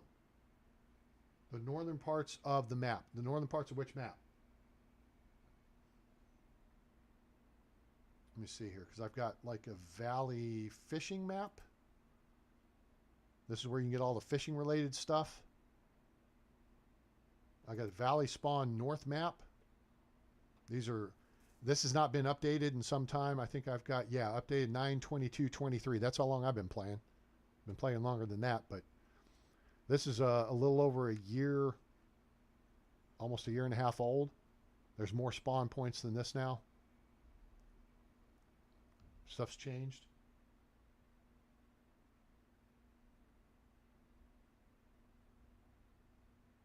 Number 14, where the cart is on rad. Oh, the looting map. Yeah. Okay, I have not done a second tier, and I appreciate you bringing that up because I need to do this. I need to do okay, this is the first day. This map here is what you should do day 1. You start into the game, immediately go into map mode, see if you got a good king. If you got a good king, proceed. If you got a crappy king, jump back out, reload the game until you get a good king. Okay? The king's name's right there above the on the map screen. So the objective of this path is to get into Gustovia by 6 p.m., 7 at latest, because you can still catch people in the tavern or at the fire pit or walking around the village. As long as they're not going to bed, they'll still talk to you. But you've got to get into Gustovia. Even if you skip spots like 25, 24, 25, 26, if you're heavy coming out about spot 22 down, once you're getting down to the bottom of the stream, if you're heavy, drop the cheap crap. Don't pick up every wooden shovel. Wooden shovels are pretty useless. Okay? You want the money items. So if you come across the iron crossbow at spot 13, and it happens, you're going to have 3 bronze spears anyway, which is big, stupid money. That's like 750 coins right there. But your objective on this map is to get into Gustovia before the close of business day 1 so you can get paid. Because your objective then becomes to get into Denica the morning of day 2 or Branica and buy your simple large backpack and large pouch. So then you've got your 65 kilogram carry weight and you're in the game. And then if you've got more money left over, you could head to Lesnica and go see Theobald, the Smithy, and get some decent weapons. But I need to do the day 2 looting or the overnight looting map, which takes you along the river west of Gustovia and Borowo, the 2 bridges, and then along the south side of the lake. And then you could continue all the way over towards the bridges to Rolnica or down the road to Denica. So morning of day 2, you're rolling into Denica with another several thousand coins to sell and that much more purchasing power. You know what I'm saying? So yeah, people have been saying, oh, there's a big bandit camp on the road between Gustovia and Rolnica over by the triple point in the river. And I want to see this because I want to jack some people's style up. Anyway, all of these things, your hunting XP guide, your housing happiness guide, the how to figure out the wood that you need to make each season, all available on my Discord under Medieval Dynasty Helps. If you want to find where you get a free backpack here on the Oxbow, here are 3 locations. So if you're working with a team of people, 3 of you can get backpacks, usually within a couple of seasons. So don't spend your money on them.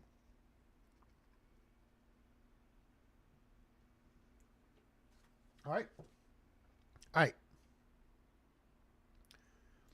right. So we have been going for a while now, aside from my bio break. And what have we actually accomplished? Well, we've talked about how to make money, because that is a big time subject for the game and for new people. So hopefully we have covered that and everybody's happy. Does anybody have any questions? Because I am going to look to make some stuff now, and we're going to look. We need to go to Astoria to sell. I think I've still got a bunch of. I still got a bunch of simple hoods to offload. So actually, I am not going to make anything more. I'm going to go get rid of the steak. I may make a couple of things here. The key is to make stuff and keep your inventory moving. We're keeping that. I don't need steak. Don't need straw for sure. I need to sell that warm coat. I need to sell this water skin. Steak.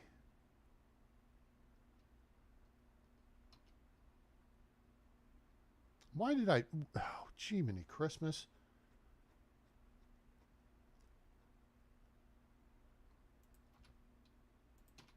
Oh, no, that's a backup. All right, so get that. Let's put... a bunch of those back. Wait, let me check. Bronze. Okay, here's copper bars. You know what? Actually, let's do that. Let's just take 8 of these, because you got to have 2 of these bars to make a copper knife. And then that, we can take that and sell. We can sell the beer bottles. Bronze axes are what our people are using. The knives are what our hunters are using. Shovels for my use, or for the excavation hut. Deer skulls we're holding on to in case we get a quest. Feathers, fertilizer, firewood, blah, blah, blah, blah, blah, blah. Plum tarts, buy the heck out of plum tarts. Plum wine you can keep. This is your biggest damage doer in the game, but always keep a potion of sobriety with you when you do it. Rye beer adds your most weight limit in the game, but you don't have to worry about that. The alcohol effects will wear off pretty quick. Is there a large saddlebag? Or is it just a saddlebag?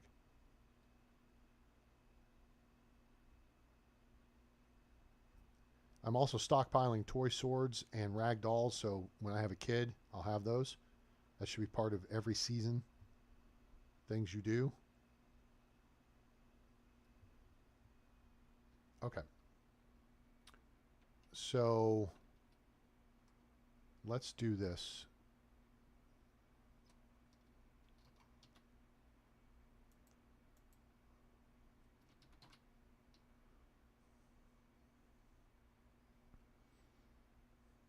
We'll do that. And then we'll do one more thing. Again, this is how you keep working your production. Remember I had a crap ton of leather? Well, I don't have a crap ton here. I'm going to keep it set aside just in case somebody else needs it. Because remember, if it's in here and somebody needs it in the smithy, they can't get to it. It's got to be in resource storage. So this is best for you. Let's make 20. We'll make 20 water skins real quick. Oh, there's a large saddlebag? Okay. I don't plan on getting a mount anytime soon. I can't anyway. Well, let's see here. That's going to be backpacks and pouches, simple backpacks, simple large, small. Nope, this is not them. That's these. So there's a large saddlebag. It's going to be a while before we can get that. So we may just hold. Oh, I could unlock that and make it. But I don't need the money right now, so we'll just hold on to the one we've got. Just hold on to what you got. Maybe a little, but not a lot. Henbane, always gather henbane. In the summer, gather henbane.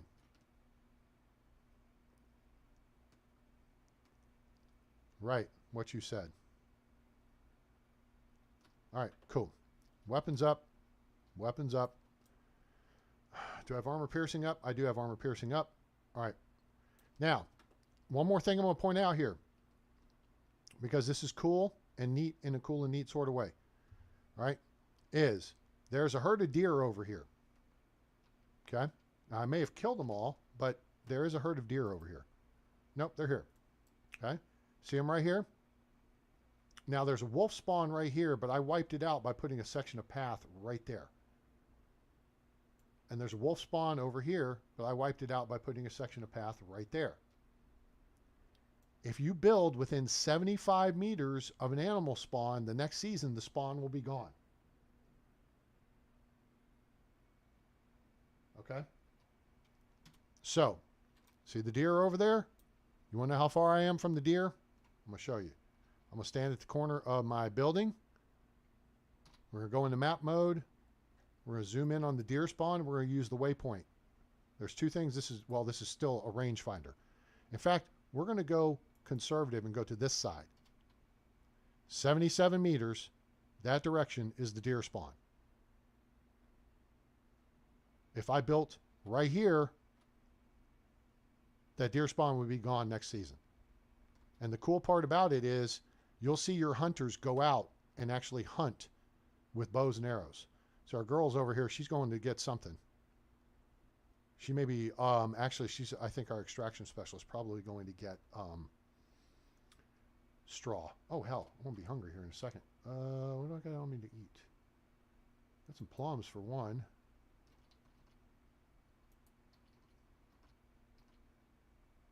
I could have had the rye bread. That would have been smart, but I didn't. So that wasn't smart, but that's okay. We still got the rye bread. All right, so I took out the two local wolf spawns by putting a section of path down within their spawn area, but making sure I was outside the spawn area of stuff I want to keep.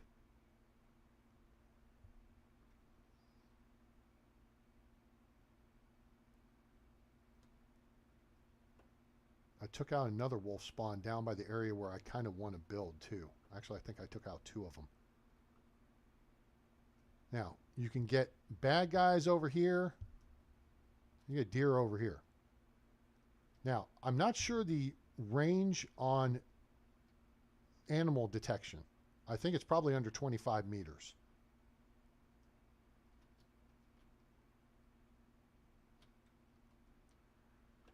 All right, we're coming down this road. We are heading running down the road, trying to loosen my load. I got 7 women on my mind. 4 that want to own me, 2 that want to stone me, 1 that she says a friend of mine. Now, there is a roadblock. Wait for it. No, those are rocks. I took these fart knockers out. They moved this just a little bit to make it harder to see. There will be a cart across the path right here, and there'll be tents up here. There'll be 1 guy over here and 2 guys over there. All right, so this is a bandit spawn. Be careful. You have been warned. Now there's deer down here, and the bandit tents now, the shelters they're building, are camouflaged with branches, which is odd that we don't get branches too, but, you know, why would we be able to build simple things like shelters or, you know, a lean-to? Now, on the map I showed you a little while ago where to find simple large backpacks, 2 of them are over here. 1 is in that cave right there. Now, that cave is not just a cave. You cannot mine it. There's no ore deposits in it. It's a tunnel, and it comes out over there. And I went in and found the dead guy and was dinking around in there to take a picture of it the other day and heard growling. And I'm like, hey, there ain't no wolf spawns around this bitch. Who's growling at me? Because here's the entrance we were just looking at right there. And the exit's right over here. Okay? So, yes, lean-to should be level 1. And then a tent, which would be 2 lean-tos sewn together, would be level 2. And if you want to take that and cover it with branches to insulate it, that would be level 3.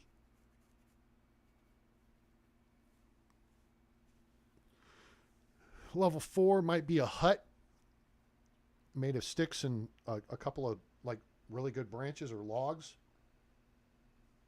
and straw. And then level 5 would be the simple small house. That's the way I would change things. You've got most of these things already in the game to see. So if they have them in the game, like the infirmary in Piastovia or like the bakery at the ruins just south of where we are at our village, you know. All right, anybody see a wolf spawn here? No? No, neither do I. So when I heard growling, I was like, oh hell. And it was dark and it was night, and that was double bad. The Uber wagon with the Chevy logo.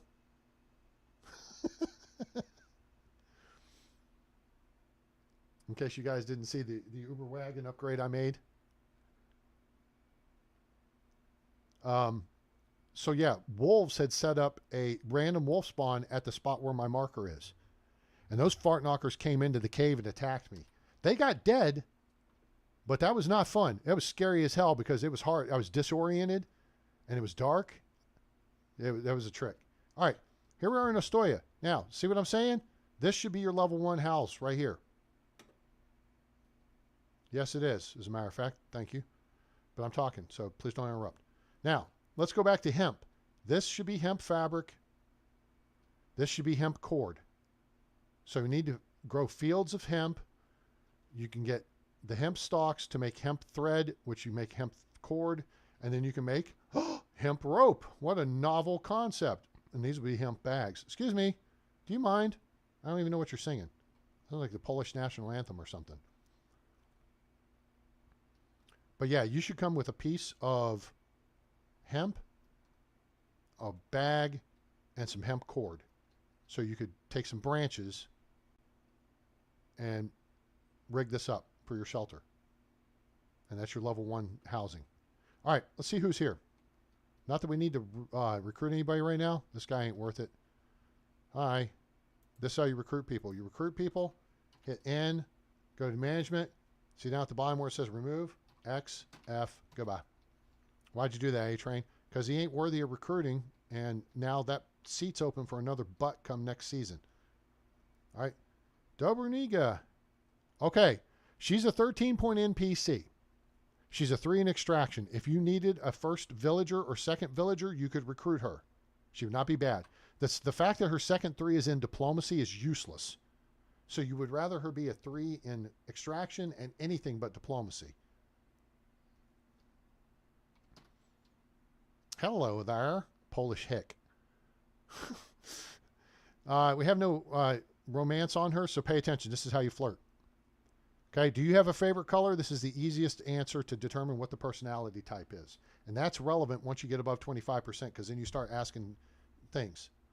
Okay, do you have a favorite color? Pink is the romantic, gold is the snob, blue is the busy bee, and orange is the free spirit. Gold, naturally. It's the most prestigious and shines the brightest, just like a special someone. Me, in case you're as dense as you look. Snob. What brought you here? No. Do you prefer sunny or rainy days? She prefers sunny days. The romantic likes sunny days, but also likes a grand thunderstorm. The snob likes sunny days, so she can wear dresses. The busy bee depends on what the crops need. The free spirit likes rain because no field work and you can jump in puddles. Sun, of course. Rain is the enemy of fine dresses and hairdos. Snob. Do you have any brothers and sisters? How's your day going? Let's see how this was. A guy into a dreadful argument with a tailor. I kept telling him that I looked so amazing in his dress, he should be paying me for wearing it. But he didn't want to listen. Some people are unbelievable. I hadn't seen that one. That's pretty good. Snob. All right. You know something? Check this out. I'm creating a new settlement. Now, if I were actually recruiting her, I would stick her in the pig pen so she could pick up shit all day. Just because principles. But we are going to say, you know what? Catch the bus with your buddy and go get some skills and a personality. All right. Radislava. She is a 11-point NPC. Now, she's a 3 in production and 3 in farming. Those are good. But the 3 ones on her resume are going to make her baby weak. So you'd have to work those out. Now, this guy's a 13-point NPC, but his 3s are in diplomacy and survival, which are tier 2 skills. We need neither.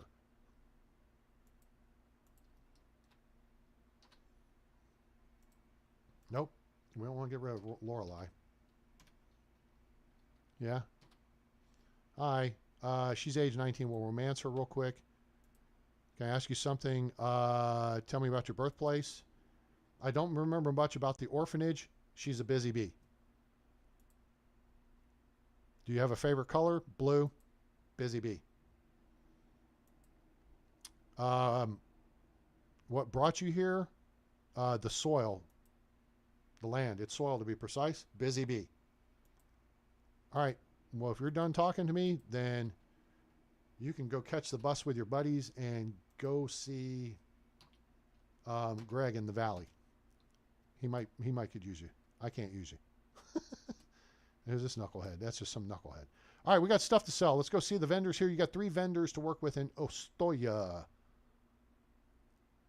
Now, the camp where you can find the other simple large backpacks down there by the waterfall. We're going to go out to the fishing dock first. Oh, she's got a quest, but I'm not. Don't take on quests on the last day of the season. Never, never, never, never, never, never, never. Yes, thank you. I say hail to the Redskins, but that's just me. Caesar.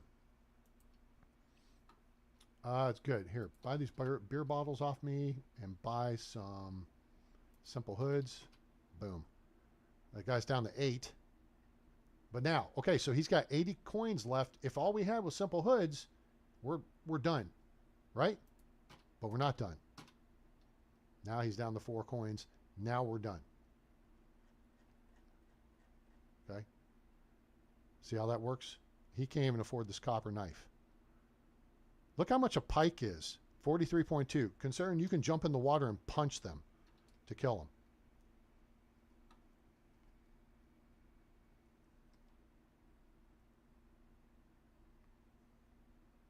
Okay, there's the fisher guy, there's a seamstress, and there's a barn lady over here. So the seamstress is right over here. How do you do? Yes, it's me again. She got a bunch of money. So we're going to sell her. Go with the big money items first. Boom, boom, boom. Oh, she bought all 8. Sweet. She's down to 11 coins. You know what she can buy with 11 coins? A busted-ass copper knife. Done. There you go. And that's how you take them from them. Smell you later. And here's the barn lady. Hi. She got money. We got expensive items here, so we're going to Sell that. That. Okay. What else do we got? Water skins. We'll sell the good ones. Oh, I just sold my good one. Okay, that'll do. Oh, and this. Okay, I think we're all set. We're going to hold on to that shawl. Yep. Thank you. Please drive through. All right, let's re-equip our torch because I goofed that up. And then we're going to put this water skin in slot 2. And we're going to go fill it up.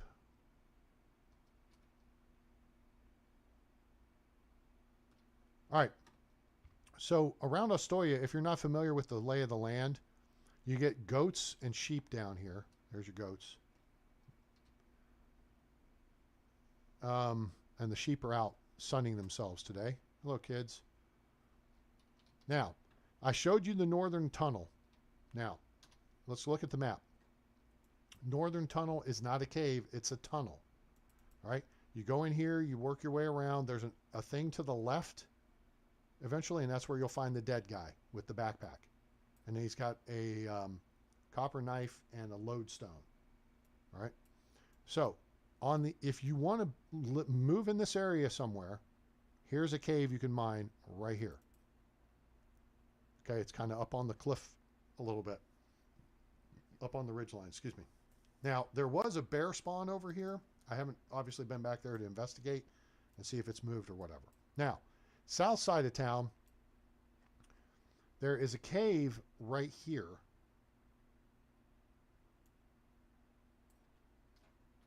This way.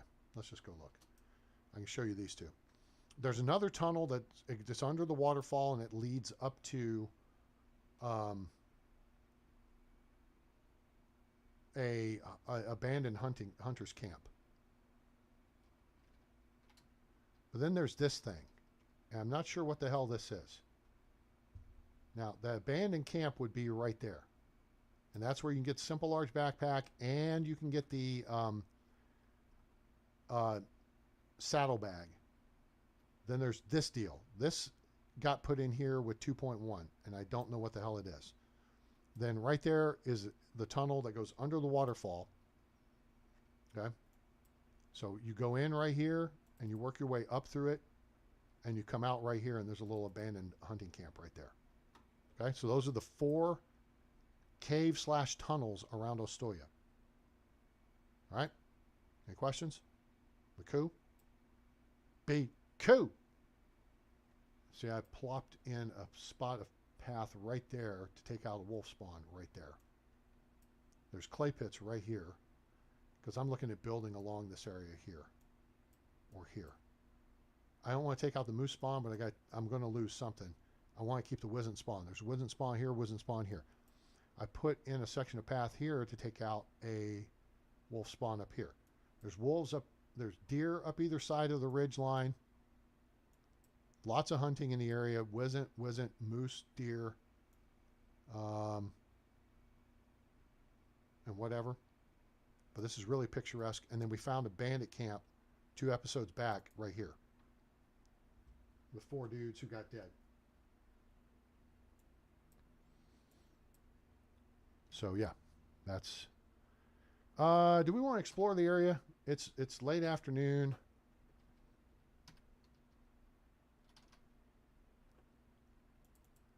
Our dude is coming along nicely in his extraction experience. So, yeah. We could explore up to the east here and circle back around.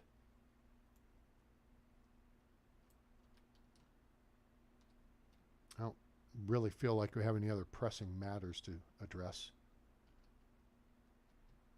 Oh, there's the losers all walking off the map. It's the loser parade.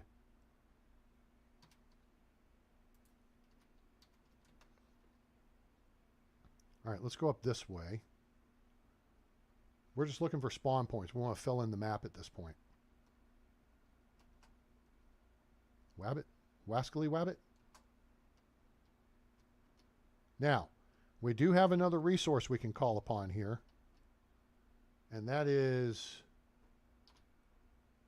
this. All right. So we are southeast of Ostoya, and it doesn't show anything on this map. It shows something. Oh, that's a special NPC. We may go look for him.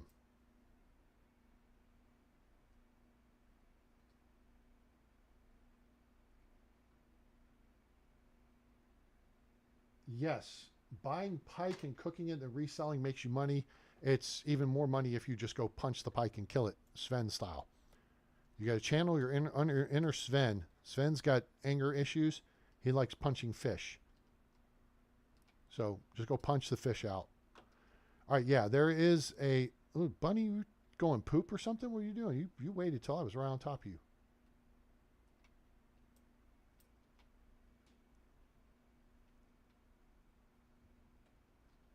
Oh, we are at the south edge of the map. Okay. So there you go.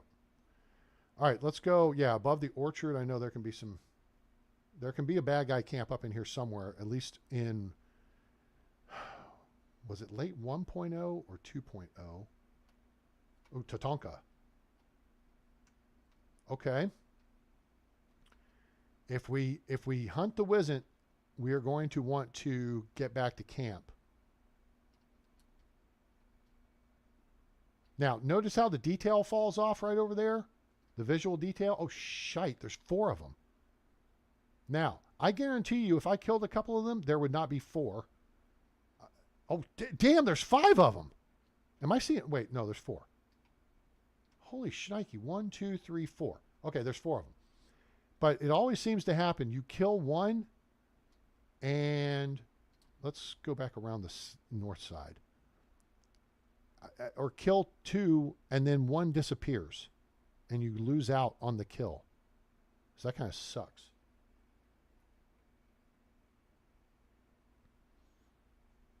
All right, don't run this way.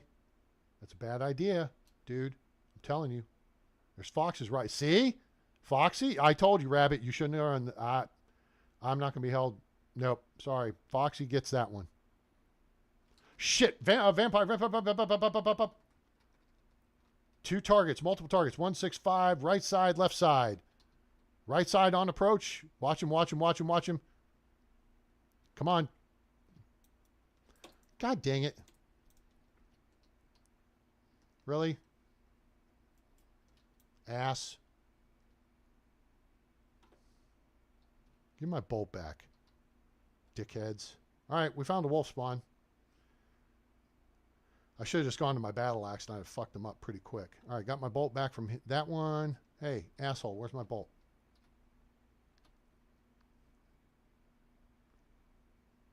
Yeah, by the way, there's wolves here. All right, got my bolts back, though. Ha! Bitches. All right, let's do a little healing action. I don't have any apples on me. Oh, I have a potion of instant healing, though. Boop, there's 1. Boop, there's 2. And a broadleaf plantain to wash it down. All right, any more you fur-coated razor blades in the area? Nope, we're clear. All right, so there's that wolf spawn.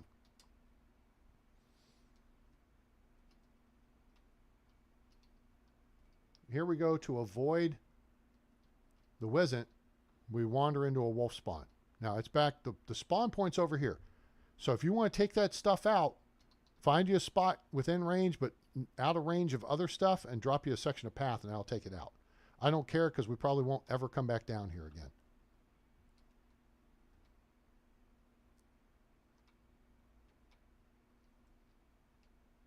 Now, I think it would be cool if you got bitten by a wolf, if you might get rabies. I don't know if they carry rabies or not. And then you have to get back and take a potion and see the healer in your village.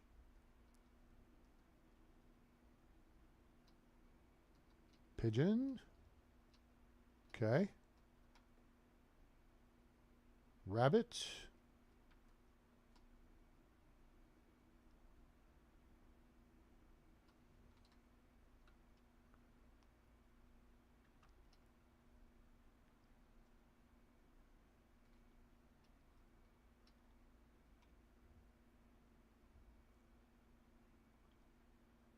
Okay. Now there might be an NPC along this road somewhere.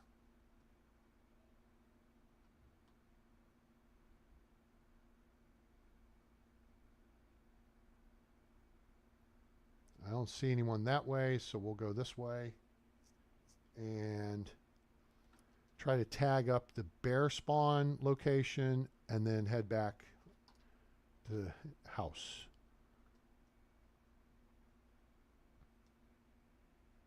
Rabies wasn't that common?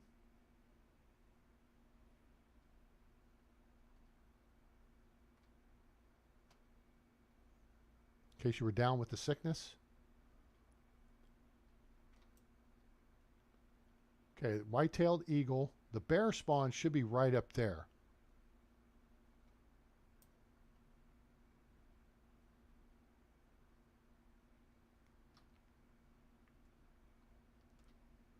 Now, this side of the map, I mean, of the lake, you can build on.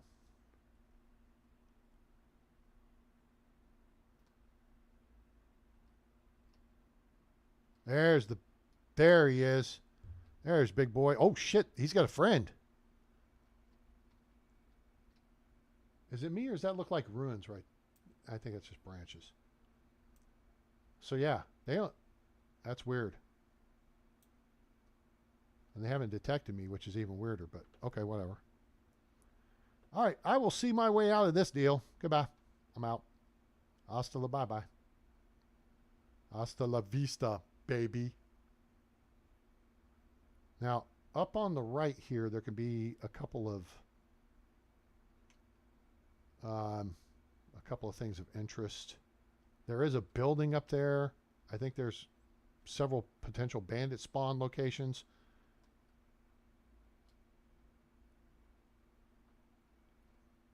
Now, from here, what is the quickest way back home? We got to go. We would have to shoot the gap. The gap, mind the gap. I don't want to mind the gap. We'll go this way. Now here's the exit to that tunnel / cave. Okay? Wolves will spawn here. It's a random wolf spawn. I thought I saw maybe a cart.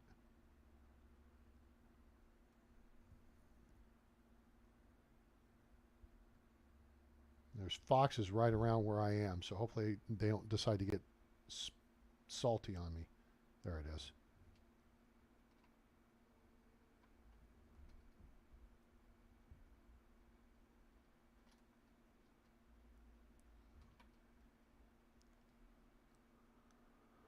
All right, let's go, let's go, let's go. Then we're going to get into autumn, and we're going to start making stuff. 2 o'clock up the hill. Yeah, I know there's spawn points around here. All right, now we can take a more direct route. Oh, there might be a bad guy hanging out over here somewhere. I ran into a solo bandit one time. But I also may have taken his spawn point out. Don't hear him. Okay. Cool. Oh, the fishing shit's here. You know what's not here? The wolves. Haha.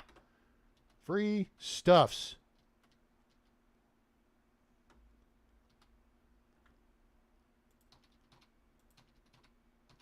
Nice. Cha-ching, bada bing. We out.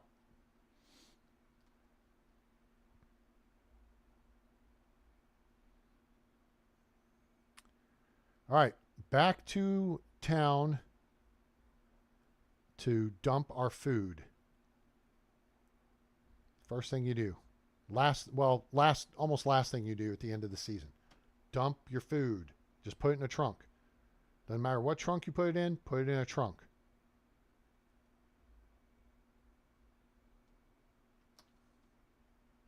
Oh, wait, nope. And do not collect eggs at the end of the season. Let them sit. As long as they're in the nest, you will get the, hi, are you stuck? You're stuck. Lorelei, you've been getting in and out of there. Get out of there. Move, pigs.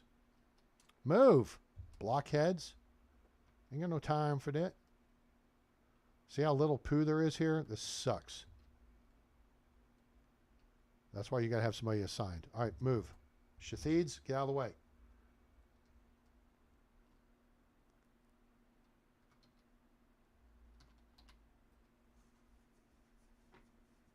All right. Thanks for hanging out. Appreciate you. Hopefully you have a great rest of your day. And guys, make sure to go subscribe to Kimberly's channel. She's a master decorator when it comes to this game. And she's going to be doing videos real soon showing you how to be a master decorator. What? She's going to show you how to make your stuff pretty. I'm going to teach you how to play the game so then you can get to the point where you can waste your time making stuff pretty. All right. Not wasting your time, but you're having fun. All right, let's put the meat up. We only got, 800 something meat. Put the perch up, put the plum tart up. The rye beer we can keep on us. The rye bread we can put up. And that's it. What are our people eating? Pottage. All right. They're going to get soup, though, coming up. Good show. And see, if you're going to store fish, store them intact. I mean, we've got roasted fish meat. I'm going to pick that up as my staple that I carry around with me for my combat loadout. I'll take the rye bread, the roasted fish, a plum tart, and apples. Okay? That's my loadout. All right? The other stuff, leave it in here. See, this one's 62.5%. After season change, it'll be 50%. Then it will be the next batch that gets cooked. Okay? And this perch will be cooked too. So then you'll have the roasted fish meat, which will be at 100%, so you can either consume it or sell it. It sells well. Well, she's got it right there. I think if you click on her, go to channel. Just click on her name and then click on go to channel. Well, I would right click. Hang on. Click on her name, right click, go to channel. Nope, you can't right click. So just click go to channel, and you can do that at the end or whatever. And that's how you can look up somebody's channel on YouTube. You're welcome. Learn something else today. All right, so we got so much we could do, so much we could make. We have a couple hours left of the season. We got iron bars. You know what we can do with iron bars? Well, shoot, we don't have a whole lot of plankage. We have tons of fabric. We should be making fabric-related stuff. Iron bars will keep. Animal feed we got a bunch of, which is good. We got leather. We got planks. Logs and planks we got to let stockpile for another day or two because then we've got to build another couple of houses.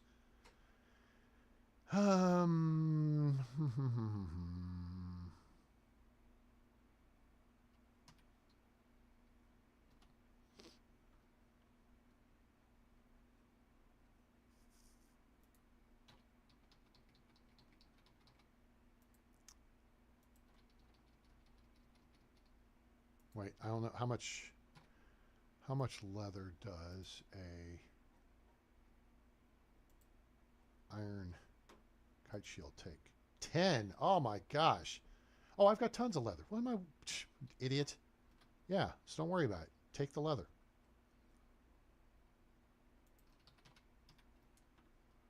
All right, that's 19, so we need 31 more leather. Do we have leather here? Oh my gosh, we do.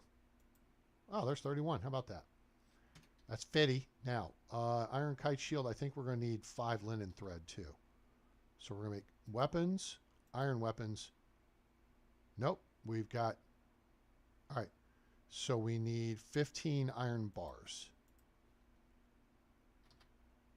Oh, we got some.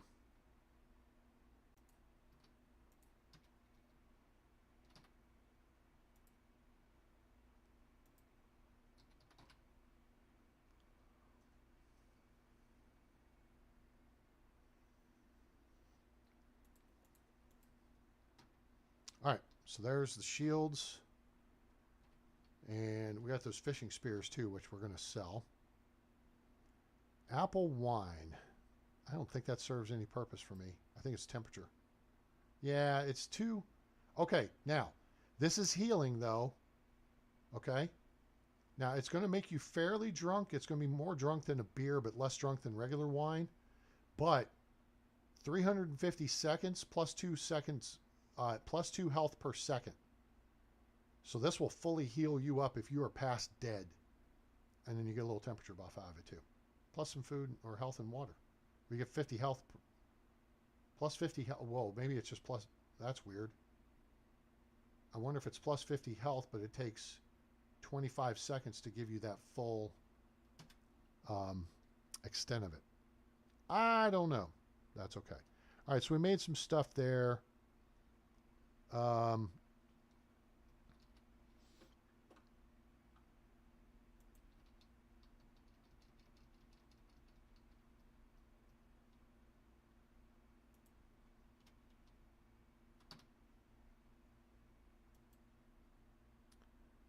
Decent clothes. Nope, it must be like, nope, it's not like clothes. It is standard clothes, simple hood.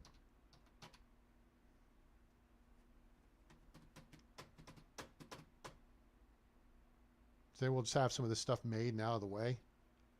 So as we get into autumn, we'll be, you know, we won't have to make so much stuff. All right, we're going to head down the hill. You don't need to drink water. Not at the end of the season. You don't need to take a bath. All right, one more check for, I think our fields are good. Cabbage is planted and growing. Cabbage is planted and growing. Flax field is empty. Oat rye will be ready to harvest. So we'll be harvesting cabbage, more cabbage, and then beetroot and poppy and oat. And then we'll be turning the oat field to rye. So that's the only one that's got to be turned going into this fall season. Which means I just loaded myself up with a bunch of stuff that's going to hamper a little bit my ability. Let's see. We're going to swap out our light tunic for...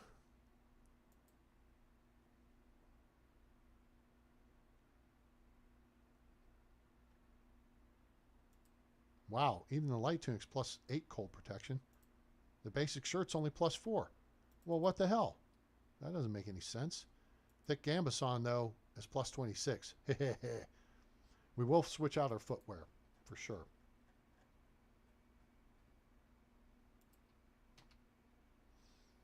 I need a little warmer shirt, I feel like.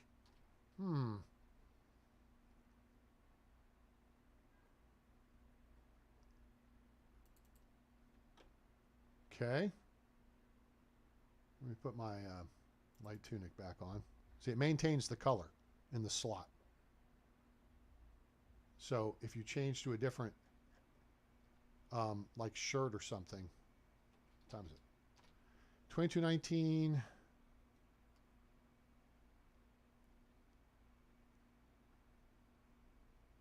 What could we make? It's like a next level up. Decent clothes, fine clothes, warm clothes.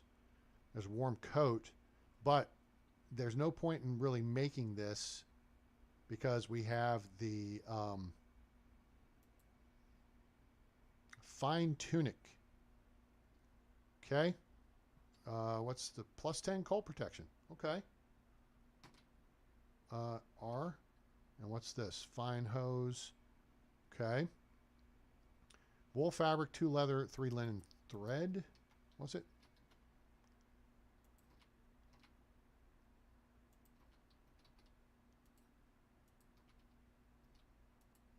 Is that right?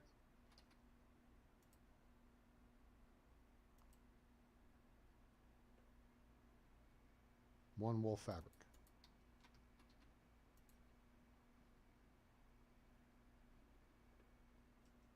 Guys, I hope you're enjoying the show. Happy Sunday Funday to you. I'm A-Train. Hope you'll like, share, and subscribe. Appreciate you being here. If you have questions about Medieval Dynasty, feel free to ask. We are here to help.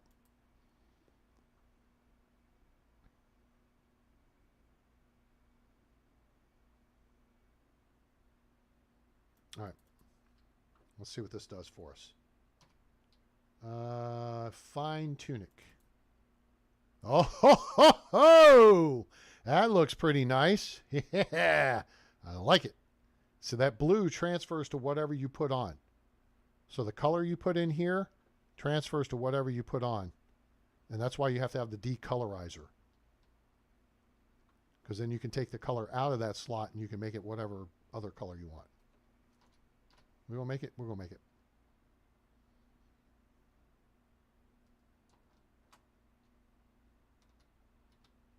Wait, not yet. Drop off the light tunic. Cool. Okay, cool. I feel like we're better equipped for the cooler days of autumn. Yeah, I like that. That was pretty sharp, huh? All right, what's the scoop here?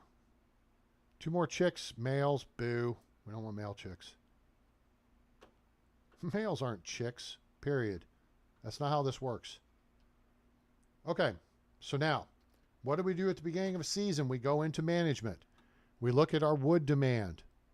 That's 150, okay?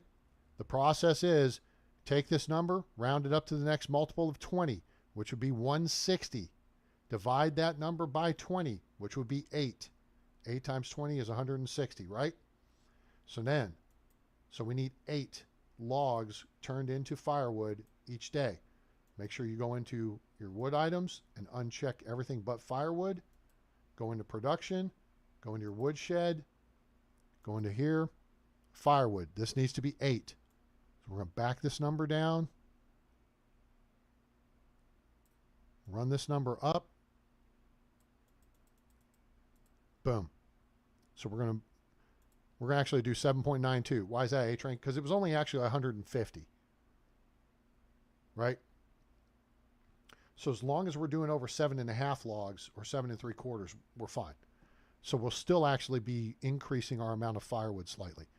And then we'll reallocate back into logs, the extra points. Boom. So he's still going to cut down 31 plus logs per day, or gather 31 logs per day. And he's going to convert 7.9 of those into firewood per day.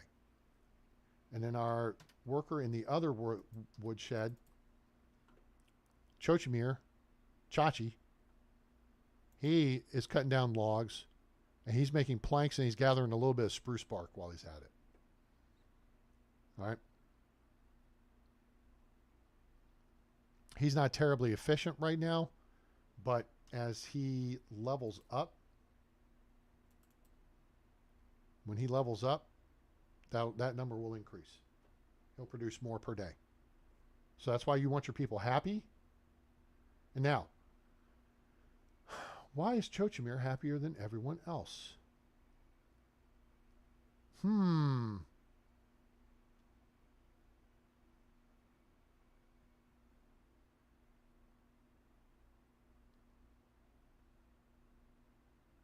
That's a good question. Why is he happier than everyone else? Okay, wait. Oh, no. Answer's obvious. Okay. Sularad is actually, he's where everyone should be. Okay, so here's how to understand your villager happiness. All right. Chochimir is a skill level 3 in extraction. So he's in an extraction job, which means he's going to be happier. They're all in identical houses, which are log homes with wood roofs. They're insulated. They have 3 windows, and those windows have shutters. And there are 4 rugs on the floor, which means that's plus 7 happiness for 3 windows plus 4 rugs for decorations. You get up to plus 10. Beyond plus 10, you get no increase in happiness. All right? So if you're not totally sure what I'm talking about, there's this fun little chart that I made right here. Housing happiness diagram. Typically of this time period, people would live in wattle and thatch homes. Now eventually they upgraded to log and wood homes. That's the theory we're playing upon. Now, we live in a wattle and thatch home because we don't care. Until we get married, we don't care. All right? We're playing pretty tight on our log margins because we're trying to upgrade stuff.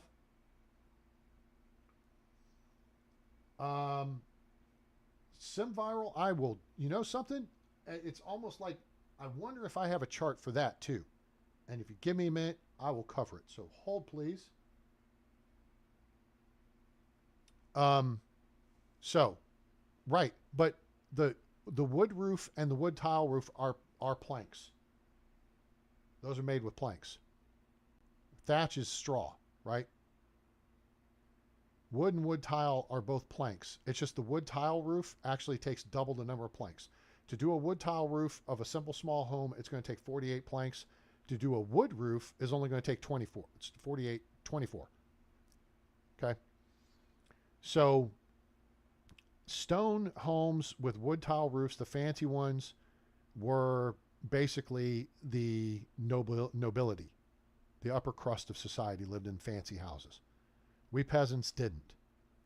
So I'm okay with our people being in log homes with wood roofs. That's a tier 2 house. But if you look, that's the base happiness of 27.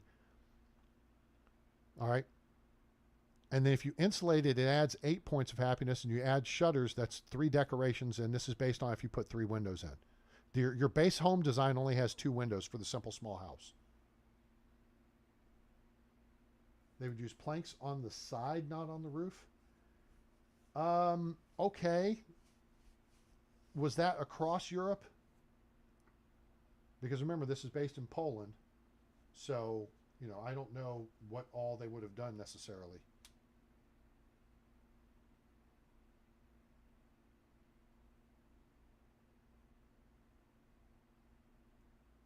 I tried to do a little bit of research to make it, you know, specific. Oh, it's specific to Poland? Okay, very good. Well, that's on the devs then, because there's nothing I can do about that, right? We just have to go with logs. There we go. Logs it is. Okay, so now back to SimVival. You asked about 2 people in the production building. Well, I have, whoops, where is it? Where is it? Where is it? That's not it. It is, production amounts. Here we are. So this is a Smithy 2, and we've got Yaroslav, who is a level 3 smith, and Nicola, who's a level 6. She's one of the special NPCs you get on the Valley map.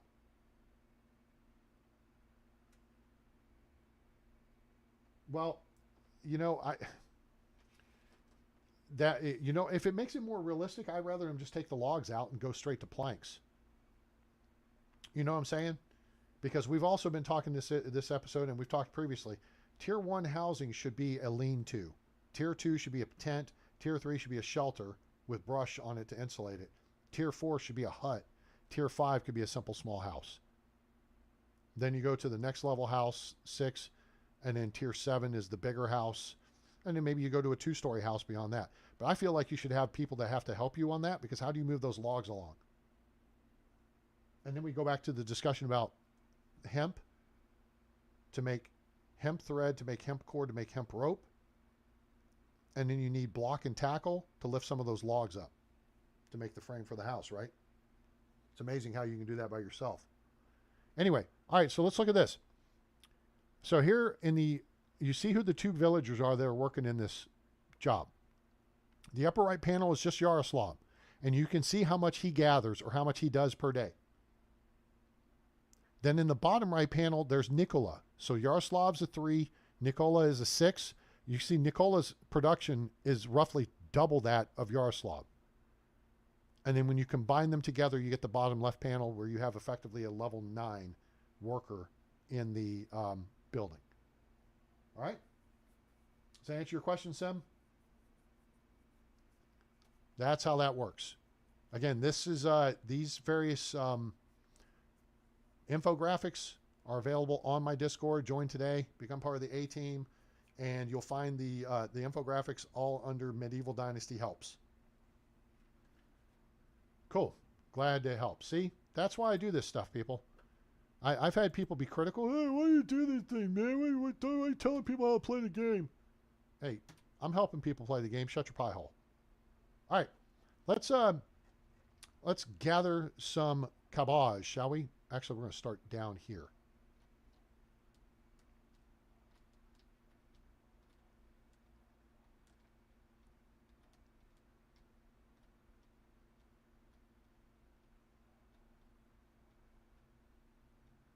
Look how much cabbage we're coming up with. Now we're already overweight. We haven't even cleared one row. That's 12 tiles. You know something? It's a little early for this. Wait, where are we? Yeah, we're overweight. It's a little early, but we'll take it. All right. Let's keep working. Rye beer gets you a little drunk. You'll see me staggering a little bit. All right, that's good enough for now. Oh my gosh. Yeah, I'm totally out of control here. Nope, that's not where I'm going. But the effect wears off pretty quick. 400 cabbage already. Oh gosh. We may have to upgrade before we put cabbage. We'll put cabbage in the kitchen because we're going to make pottage. All right, let's see here. So we did the first two rows. Okay, we're in the right spot here. So we just need to be here.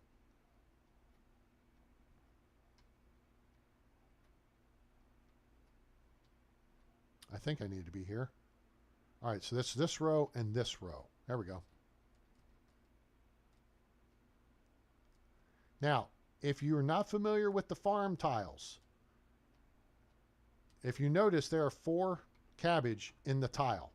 This is a farm tile. It represents this space by this space. That is one tile. These are the 4 subtiles. Okay? That's relevant when you're doing the grains because you lose 1 durability on your tool for each of those 4 tiles. So it's -4 durability for 1 farm tile until you put Careful Farmer on your tools. Now, at this point, the alcohol effect is pretty much worn off, so you can just press on. But the rye beer is your best weight buff at plus 30 kilos. So we have the simple large backpack and the large. You start with 35 kilos. We have the simple large backpack. Good gosh, we are almost packing this place out. Simple large backpack adds 20. Large pouch adds 10. And then we have 3 points in the mule skill, which takes you to a total of 80 kilos. And then the rye beer will take you to 110 kilos, which is just ridiculous. Even the Rock couldn't carry that around. If you smell what the Rock is cooking.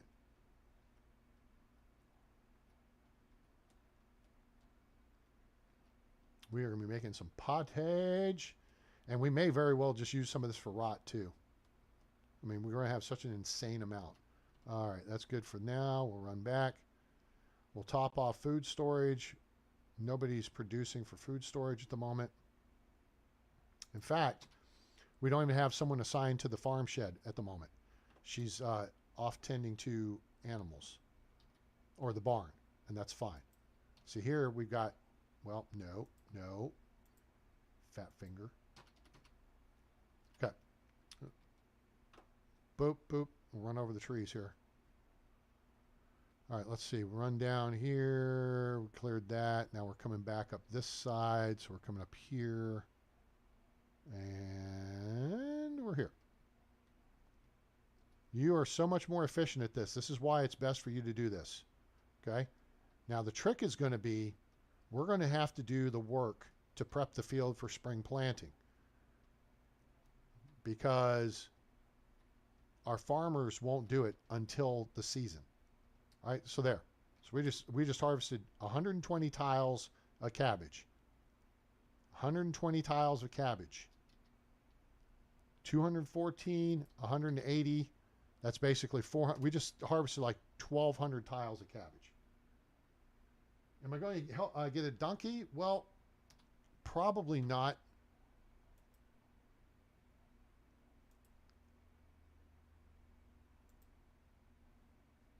I guess I could, but then I got to feed it and I got to deal with it. I don't like dealing with it.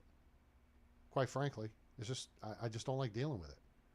All right, so there's that part of the harvest. Now, then there's the oat field, and then there is the poppy and the beetroot. So let's grab the beetroot here real quick, and this is just simple. This is building our seed bank. It's 20 tiles of beetroot. So look how many seeds we're getting out of this. I think it's going to be 1.5 per tile, more or less. We're getting a little more because we have... okay, there we go. So we got 44 beetroot seed to plant next time. Now we need the scythe to do the rest.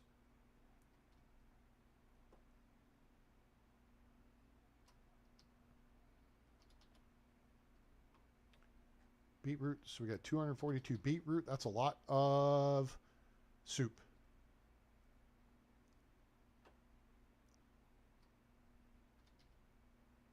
If I could walk the donkey around with me in situations like this, I guess that would be helpful. Wait. Okay. We're going to put 120 cabbage seed in here for next season. Boom. That's out of the way. In fact, we're going to add half a dozen more just for good measure. So if we have an overlap with our farmer, we don't wind up losing and not having enough seed to plant the field. Beetroot, we're going to put all the seed in. Okay. So now all the cabbage seed we have on us, we can sell because now we're set for next season.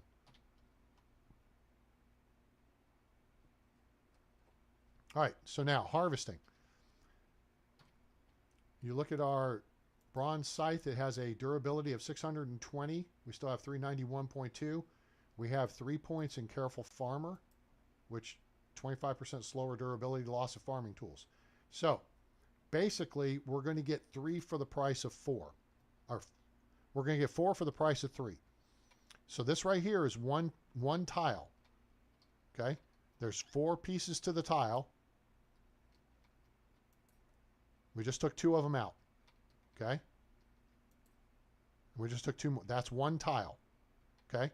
So all right, we're only taking damage to the tool from 3 of the 4 because we've got 25% higher. So now, I'm going to line up due east, and then we're just going to walk forward and clear as much as we can in one swath. You can get about 10 total subtiles. I'm really trying to get 8.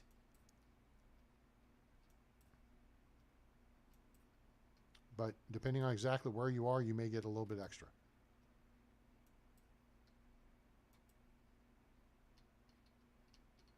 I'm going to face south. Get centered between the 2 tiles. Go.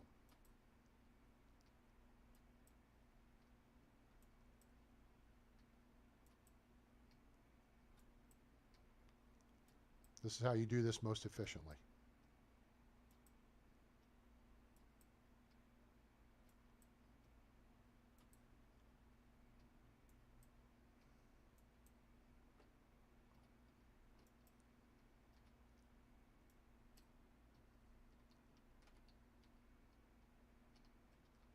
Oh, and then I've got a farmer's trance buff or something going. Oops. All right, there's the oat. Now let's do the poppy. And we got 2 rows of poppy here, so we're just going to sweep the leg. Make sure we get it all. The reason you want poppy is because it's used for potions, particularly the potion of weight. 5 poppy seed plus 5. Oops, a little far there. 5 poppy seed plus 5 henbane. Okay, cool. Fields are done. Now, what we can do is take our girl out of the barn now, and we know that she will be able to, that's Bradamula, Milla, and we're going to assign her to the farm shed. Okay. Keep working on her farming skills. She's all 3s. Was she a 1 in farming? She may have been when I first got her. She's a 17-point NPC. And once we get this, she's my wife to be. We'll get her farming up to 3, and then she'll have 3s across the board. And that's how you make for better kids. All right. And so here's the deal. I was talking about this earlier and I got sidetracked. Chochimir is the only one with with 42% happiness. That's what the baseline should be for all of them based on the houses they're in and if they were in a job they like. Okay? He's in a job he likes. They're all in log and wood houses that are insulated with 3 windows with shutters and 4 rugs on the floor. Okay? So 42% is the baseline happiness. Brett, Dale,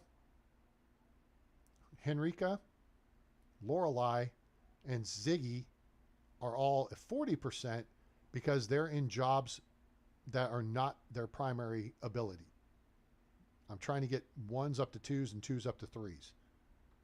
In these cases, I think I'm just trying to get the 2s up to 3s.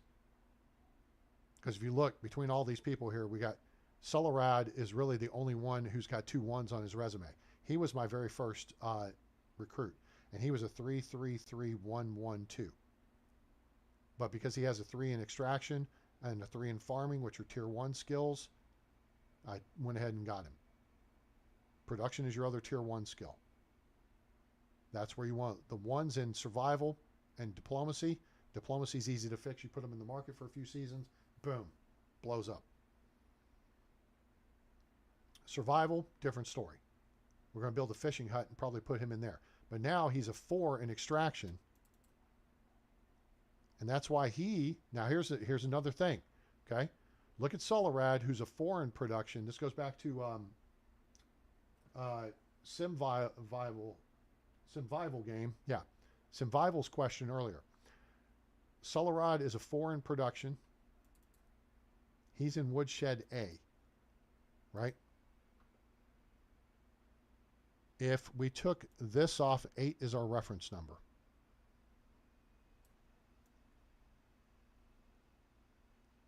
He would be able to bring in 41 logs a day. 41 logs a day, right? Let's get this back up to 8. That's it right there. Perfect. Okay. 41 logs a day. And then our guy Cha-Cha-Cha over here is a 3 in extraction. He would be able to give us, remember, almost 31 logs a day. So going from a level 3 to a level 4 is, you just see that, you see it right there, is 10 logs a day difference in production. Living in the same kind of house setup. All right? So you want to work up your extraction specialists to get your logs in early game.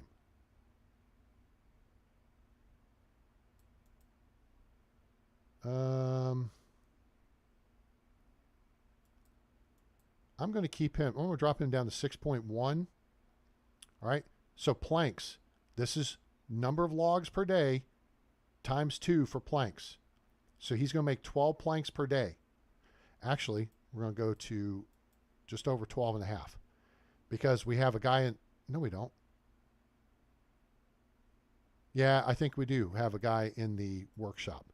All right, so he'll make 14, which means there will be 12 planks available for construction and 2 planks available to make buckets. Spruce bark, I'm just picking up a little bit per day, and then we'll keep this at 18 and a half logs. All right. Don't have him bother with sticks. No real point in that. And he's not doing firewood. Eventually, when my village gets up to 10 to 20 people, because it takes a while still to unlock the, well, Woodshed 2, we're actually closing on pretty quick. We're getting there. And then you can have 2 people working in the building. So I like to eventually have 3 woodsheds.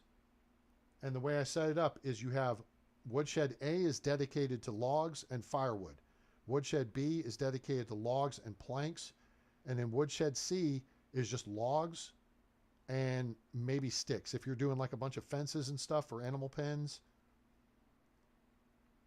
Otherwise, they can back up woodshed A with firewood come wintertime.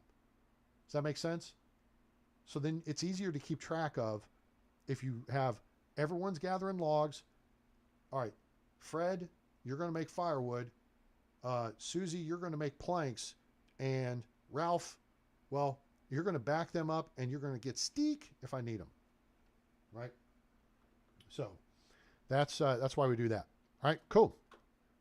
Now, why do we have, oh, that production actually, why did that just do that? Okay, so real quick, we're at the farm shed. We just harvested all the oat and the poppy. Oh, we got to go process it in the barn first. Oh, I know what it is. I just took her out of the barn. That's why I got a master idiot alert. So what we got to do is go to the barn, and because we can't pause it, we got to just, it's dumb. This needs to be fixed. See, the option, confirm intensity, remove assignment, intensity, and return. I want there to be a zero it out 50, 100 option. So it just makes it easy. You don't have to spend as much time sitting here holding the button down. You know what I'm saying? There should be an all or nothing option, or it jumped like 10% at a time or something like that. Okay, so now we zeroed that out. We're good to go. Master idiot alert canceled. And she's going to come and she's going to turn this field for rye. So this is on the fields. This is our oat and rye field, right? Now it's in the unfertilized state. It's autumn. And see, it shows harvest oat in yellow and then sowing rye in brown. And then winter, rye is growing. And in spring, harvest rye, sow oat. And in summer, oat is growing. That's how the crop rotation works. Okay, anybody have any questions on that? Ask them in chat. All right, so here we're going to thresh the oats. Time for bed. All right, hey, Indigo, thanks for hanging out. Wonderful seeing you as always. Our UK leader in the clubhouse is off to bed because I guess it's what, 10 p.m. over there? It's almost 4 here. So sleep well, have a great night. We appreciate seeing you and hope you have a great day tomorrow.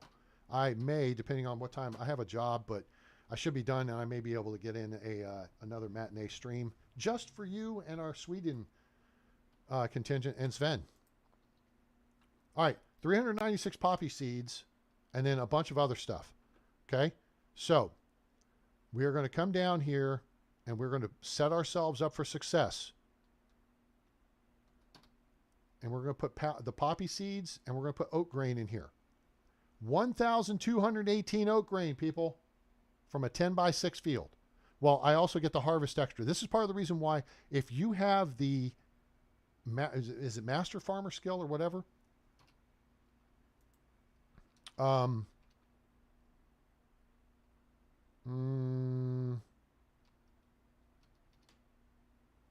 Sure. 60. We could do a 60 tile poppy field.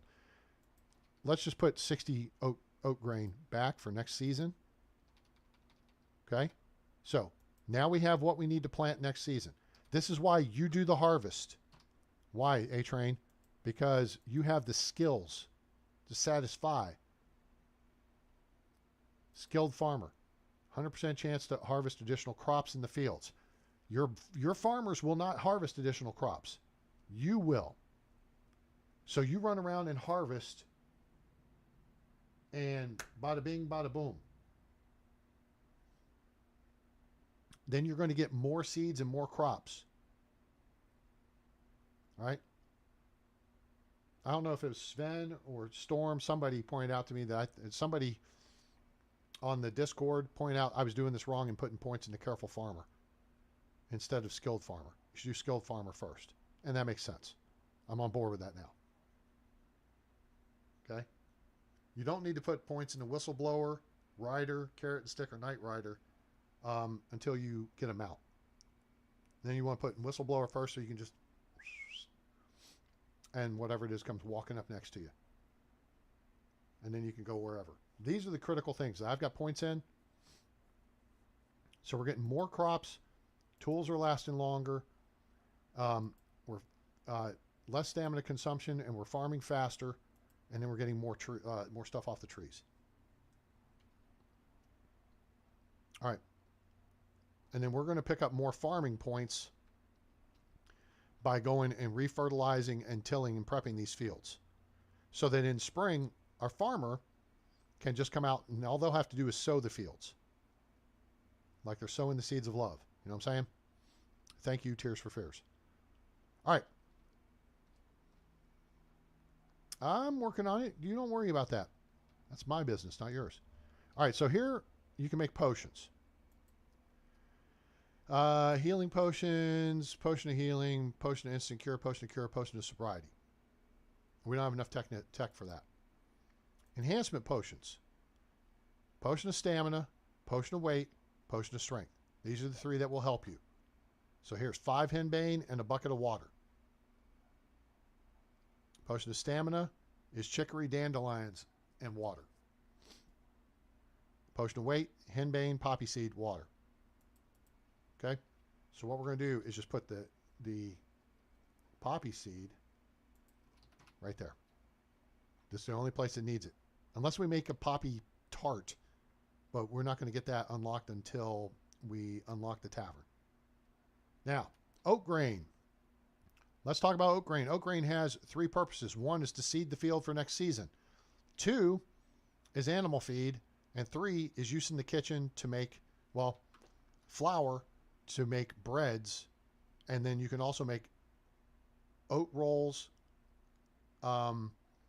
and multigrain bread with the oats. So what we want to do, see how we only have 79 oat grain. If you're making animal feed, it's 5 straw, 1 oat grain, 1 rye grain per animal feed. See how we get 583?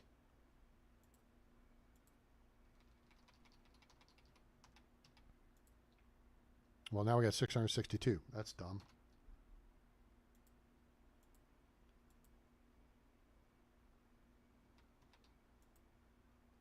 There we up.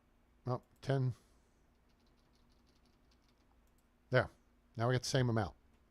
So we can, in theory, make 583 animal feed. We just need 2,000, almost 3,000 straw to do it.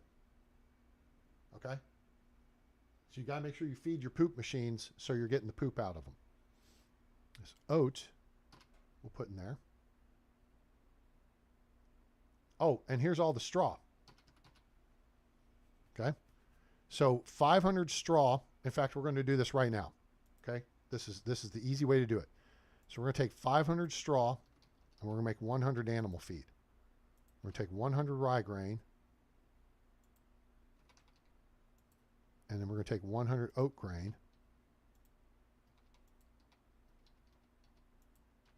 We're going to step over here and make 100 animal feed. Then we're going to put that in resource storage. You've either got to have it in resource storage or in the individual animal pens. Since we have 2 animal pens, we don't want to necessarily limit ourselves. Here. Do I have anyone clucking the, yep, she's checking the chickens. Okay. So since we got someone feeding the chickens, that's fine. You may want to put some in the bag for yourself to use, but they'll use it up first. They'll use whatever's in their local production building first, and then they'll drop back and use what's available in resource storage. That's the thought process for the NPCs. Got it? Cool. All right, fur we can put in here. We'll hold on to that. Henbane we'll put in here. We'll hold on to that. Kite shields we have to sell. Oat grain. All right, so now, how much, do we have any flour left? I think I may have used it all. So now we got all this oat grain. We have allocated it for next year. We have allocated it for animal feed, right? So now, right, because we put in like 600 here. Now we got 400, right? You see what I'm saying? So let's prioritize, and now we can come over here and make flour out of the rest of it.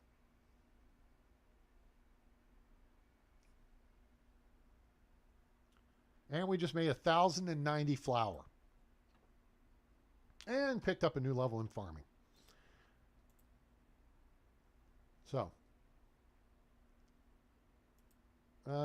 It's level 7. We only have 1 point. You know what? At some point we may get a mount. Let's go ahead and put it there. Make sure I got... So we got all that flour. Okay. We're good to go. Anybody have any questions now on this? You see how I'm working this? For now, we're going to put the flour, I think, in here. Yeah, it's only 10 kilos. So there we go. We have 42, 43 wood bowls. We got some stuff to go sell. We have a weight buff on. So we need bowls. We're going to make pottage. We're going to clear out some of this meat and cabbage that we've got. We need to upgrade our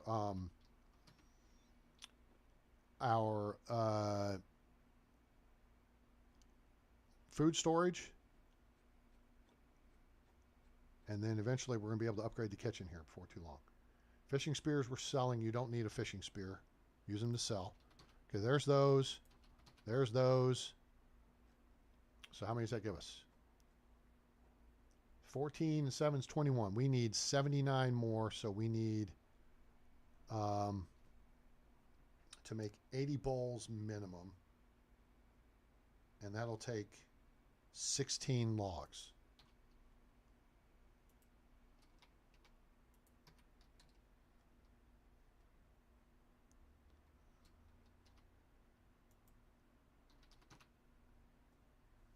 This should give us 101 bowls. Cha-ching. I'm going to put one. No, I'm not. I'm going to put it back over there. We're going to make 100 pottage. 3, 2, 1. Oh, you know what? Oh, wait. We could make soup instead if we want. What do we got? What do we want to make? Soup or pottage?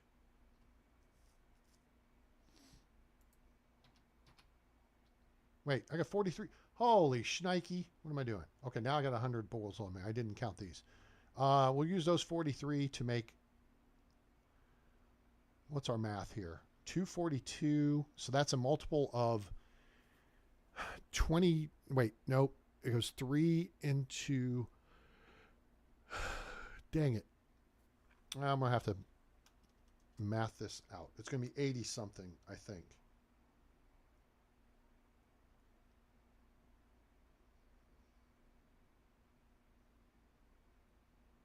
Yeah, it'd be 80 plus. 80 and 2/3 actually.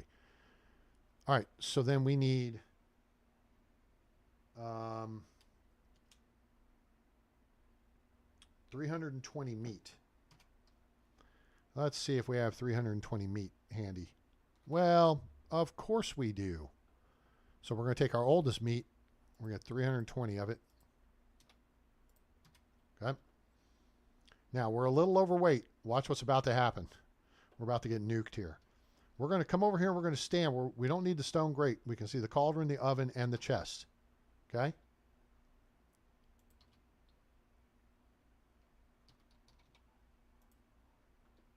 Oh, we're still good on weight. Okay. The point is, if you get to where you can't move, but you can turn, then you're set. R, E, F, 80.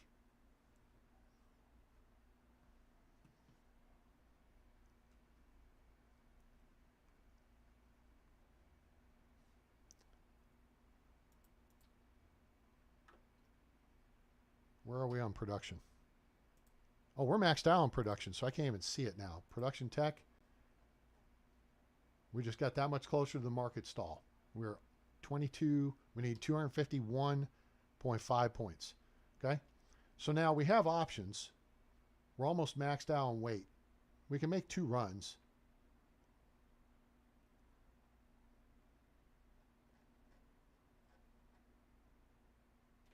Let's just go. Wait, did we grab food? We did not grab our food. It's the beginning of the season. You adjust your wood production for firewood. Where's my rye bread? Who ate it? People? Damn it. I must not have turned that off. Oh, we got onions to make onion with flatbread too. We are so in the money right here. We're going to take 10 apples. Okay. So we got fish meat. We're going to take a plum tart. People better not be eating the plum tarts. I'm just saying. I'll be pissed. Plum tarts are turned off. Rye bread is not.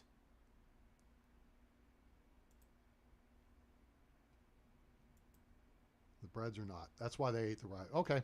You know what? That's fine. Okay. So now we got our food load out for the season. That's a good looking shirt. Just saying. Oh, by the way, what you can do now is you can turn off your hat, your backpack.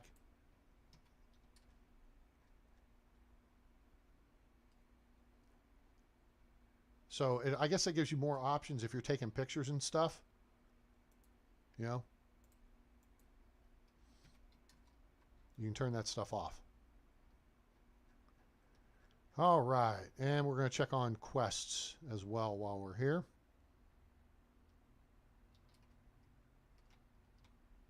Oh, there was the joke. There was the Yo Mama joke. Yo Mama is so fat the Wizen thinks she's one of them. Ha ha! I love it. That's a great one. We need your bow, spear, and axe. That's quite a bit of copper. You get some coin out of it. We don't need coin. 100 Dynasty rep doesn't seem high enough. 6 bronze hose and 6 copper hose before bros. That's funny. Holy crap. All this stuff involves copper and bronze. Boo. But we may need it to get our next person. All right. Let's start with Mark. Mark. He's right there. All right. We'll go to Posmir first instead. Good. What's up, bud? All right. We want to do the expensive stuff first. That'll be the iron kite shields. You can only buy one. Okay? Cool. So then we go to the next most expensive stuff. That'll be the simple hoods. You can buy 2. Good. Cool. He's down to 75 coins. Next expensive thing is that I got 20 wooden bowls. We're going back up to make more stuff anyway. What else are we selling? Fishing spears. He buys a fishing spear. Fishing spears are heavy. That's why you want to get rid of them. He's got 35 coins left. Apple wine he can't afford. He could afford some cabbage seeds. But we'll start working on pottage because soup, is 60 kilos. Okay? He can buy one of those. Okay, now he's broke. See how that works? That's how that works. All right, there's Derwin. Marcus Law. Where are you? Dude. Oh, wait, Ludmira, come here. Hey. I'm talking to you. Yeah, it is. Walk away from me. Trying to take your money. All right, so same drill with her. We go with the most expensive item first. She bought 2 of them. And then we're going to start working on dumping weight. These don't weigh much. The soup weighs a lot. So that takes a little bit more off that weight. Now, show me your way. She has 12 coins left. She can buy this beer bottle. And she could buy some cabbage seed. Couple. 1. Marcus Slav. Been looking for you. All right. Marcus Slav's disappointing. He's only going to be able to buy 1 iron kite shield.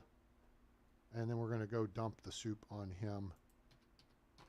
Okay. So now we're knocking this weight amount down. He's down to 12 coins. What would you do for a Klondike bar? Cabbage seed. He broke. See how that works? Unislawa. I'm good. How much money you got? You don't have much. Come on, girl. Here's a kite shield to sell someone for Christmas. And buy some pottage from me. Or soup. There we go. Now we got it. See, now our weight is down below. So when the buff wears off, we won't be encumbered. All right? She's down to 1 coin. She done. Now, that said, we can buy stuff from her. 24 iron bolts. I need 6 bolts, please. Armor piercing. Cool. Fishing spears. Get rid of those. Those are heavy.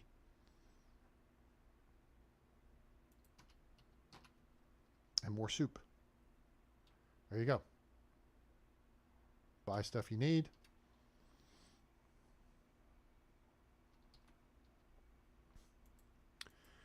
Hey, Miss Lawa, I'm doing okay. Thanks. How are you? Now, we're going to go ahead and go with the soup. And that got rid of the soup. And she still got money. Now we're going to the hoods. She got a couple of those. She still got 119 coins. Do we got anything else we can sell her? Yes. An apple wine. Cabbage seed. She's broke. Dom's here. Before you use that knife. Okay. Now, we've gotten rid of the next most expensive item. So we go to the simple hoods. Okay. He's down to 198 coins. Okay. And now we are up to, oh, that'll get you an apple wine and some cabbage seeds. Boom. Now we're going to go see Barlam. Where's Barlam? There he is. Now he's got the most, I think the tavern keepers tend to have the most money.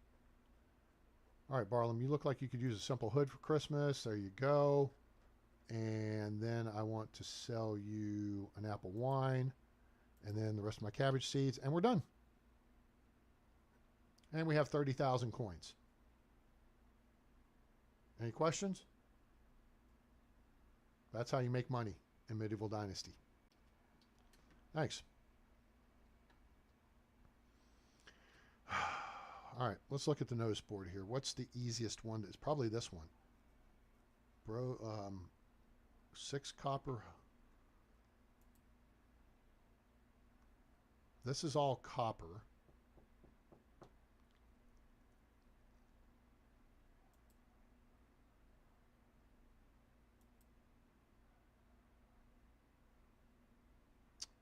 That's going to take 6 bronze bars, I think, plus 60 sticks, plus 60 feathers. And then the copper arrows would take 5 copper bars, 50 sticks, because you make them 10 at a time.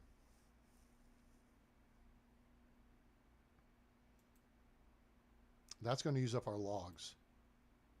Yeah. We'll take that one.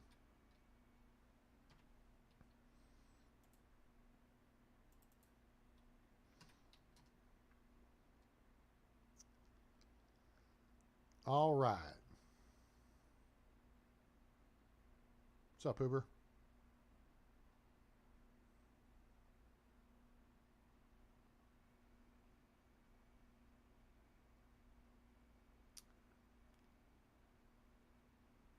And then we're going to make more pottage and stuff, and then we're going to work around to the other villages. Yeah, we don't need to fuss with that right now. All right. So we need to make copper arrows and bronze arrows, which Smithy 2 will be bronze arrows. Great, that just cost us 200 coins. Oops, and that's going to cost more for the copper arrows. Yeah, that's what I thought. 10 sticks, 10 feathers. So basically you're making them in bulk, in lots of 10. Takes 10 sticks, 10 feathers, and bronze bar. We need to make 55 of them, which is a dumb number, but whatever. So hopefully we have enough feathers for this.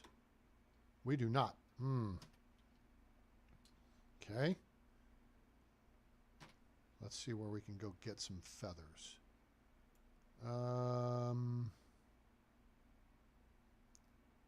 It's all small stuff in this area. There's bigger ones over here. Ah, this area over here. Yeah, here and here and here and here. Okay. So we are going to do this. We have bowls on board. We can dump. We'll come back and cook later.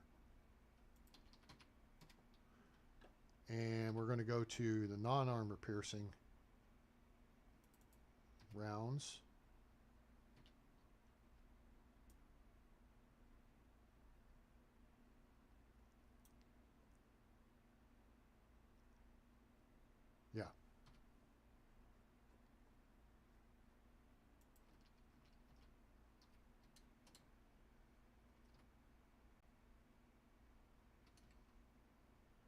Now, the next thing we want to do is, all right, she's tilling the field.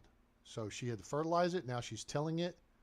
And then when she finished tilling the field, she'll sow the field. And that'll be our rye field.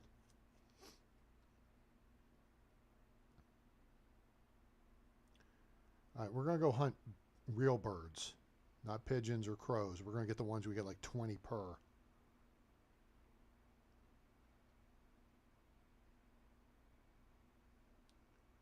Let's see if the junk in the trunk is up here.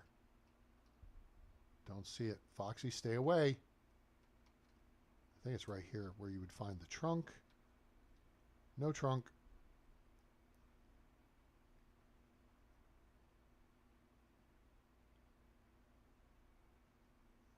Oh, some rabbit just got ate. Yep.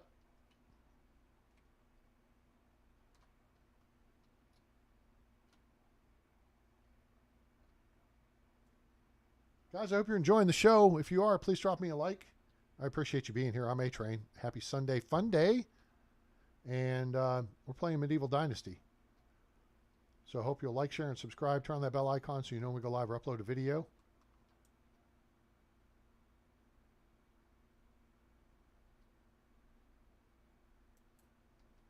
Oh, there's 3 of them here. Nice. Now we just got to wait for them to come back.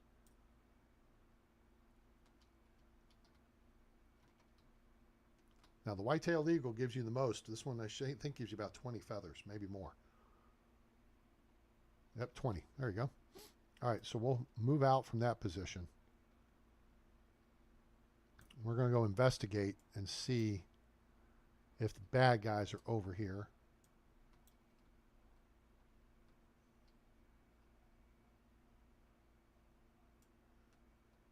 No fire pit, no additional construction. So that's clear. Now, next question is, are there wolves over here?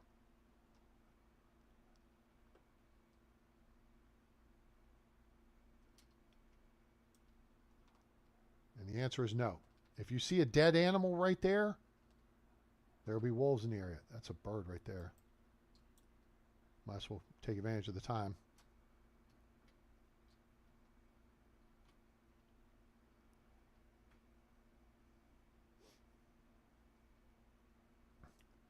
Like, share, and subscribe. Join me on Discord. Link in the description below. Also follow us on X/Twitter. You can get access to all the neat little infographics you see me pulling up. It's free. Where is the fishing camp? I have yet to see the fishing camp spawn right here. That's weird. Okay, here. Let's go see. The hawks should have come back in and landed. All right, there they are. Nope, they're circling. Now, if you catch them when they're coming in the land, you can kill them. Okay?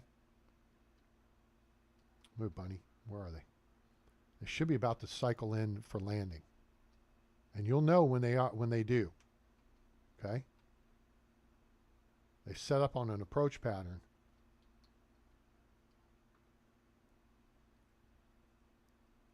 Come on. It's about time for you to cycle in the land.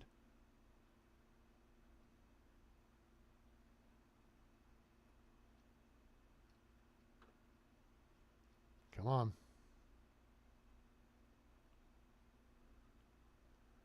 You can actually shoot them out of the air when they're on their approach. You can't shoot them up at altitude.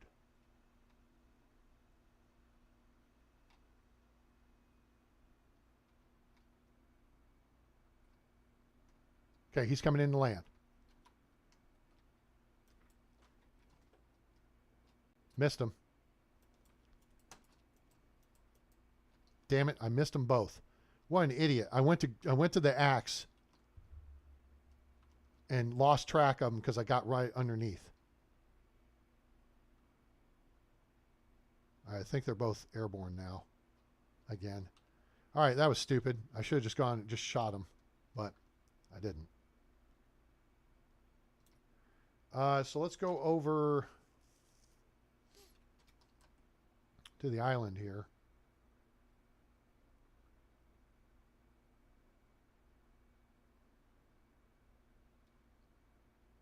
Dear, you'll be happy to know I am not here for you today.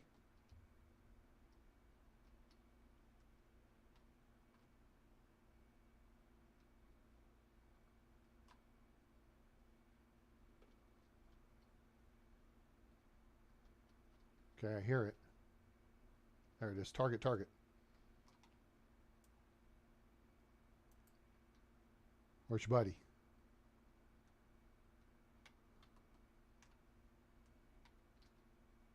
You got a friend?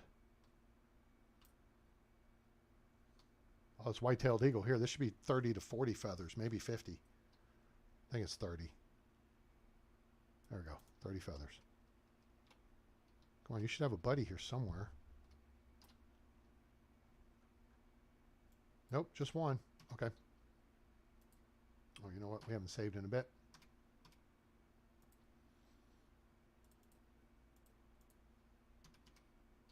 Okay.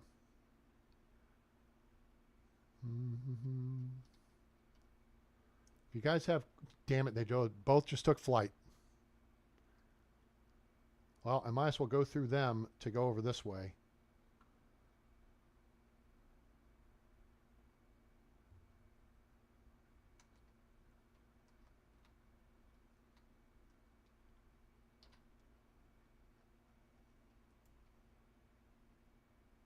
Oh, these are eagles. These will be more feathers.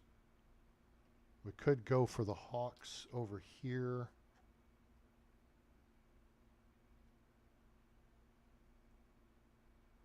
Well, we're halfway between a hawk and an eagle spawn, but we're facing the hawk spawn.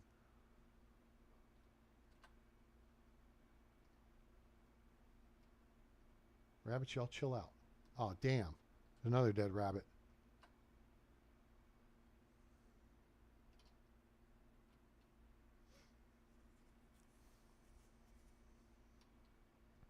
And if you got questions about the game, feel free to ask. Put those in chat. I will work through whatever you need help with. That's what I do. Foxes. 30-something meters. There's deer.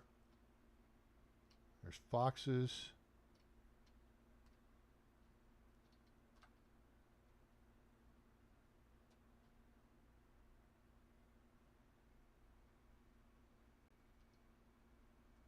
Shoot.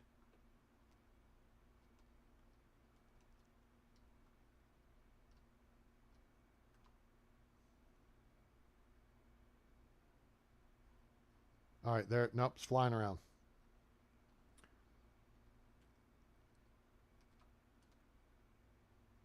See if the eagles have come. Don't go too far that way. There's bears right up there. Glitch with your eagles. Yeah. That's a bug I think the game's had going for a while since 2.0. If you were to go into the Wizened spawn southeast between Piastovia and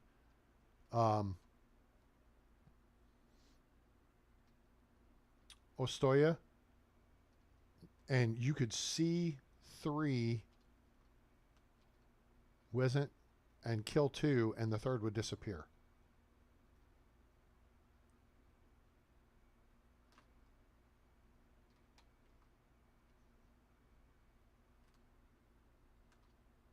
Where the frack are these birds?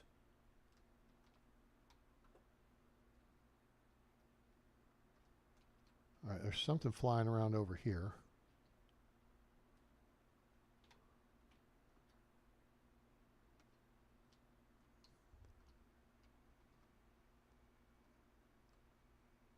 Target, target, target.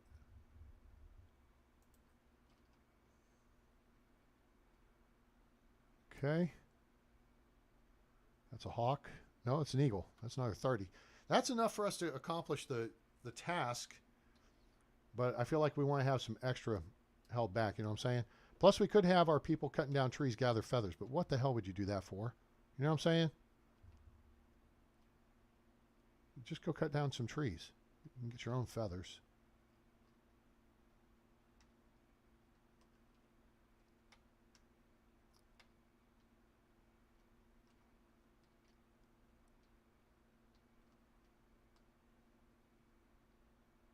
There's ducks.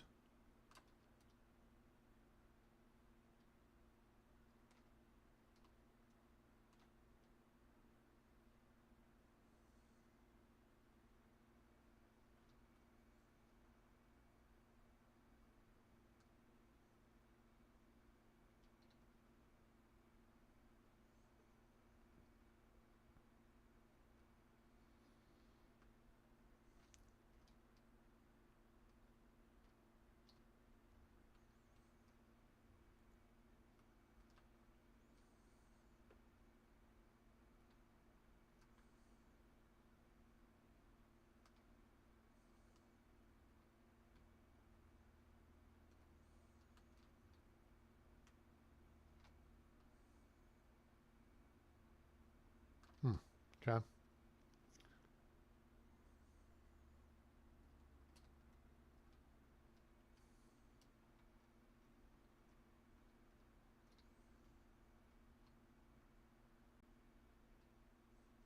Hearing a lot of bird-like noises. I ain't seen a whole lot of birds. You know what I'm saying?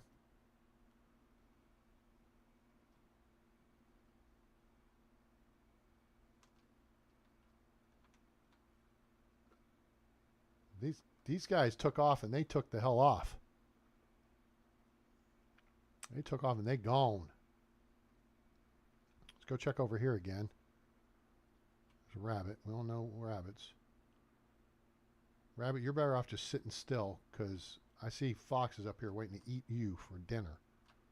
You running that way, that's going to be a mistake. Yes, Foxy, run away, please. Thank you.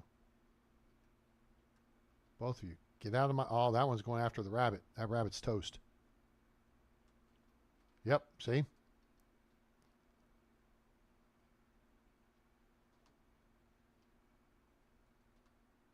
Okay, I hear the birds.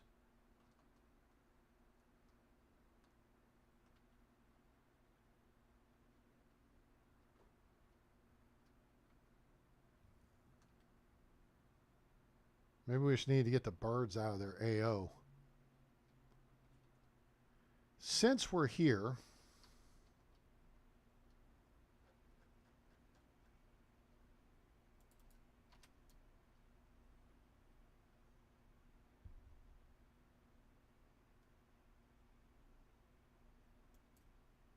damn. Thought that was a good shot. Fine, I'll take your buddy. Stay put. I'll be right back.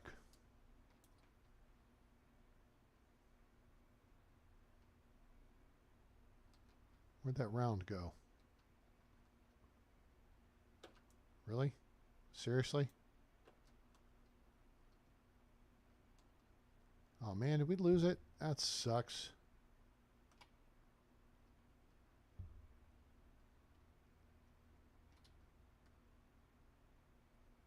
All right. 21% dirty. Fix that. All right, let's go get our friend over here.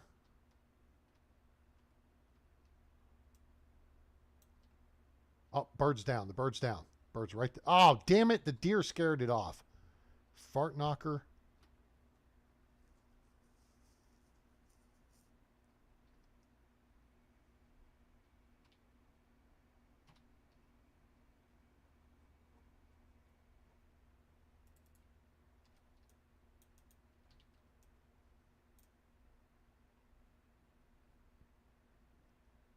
Up.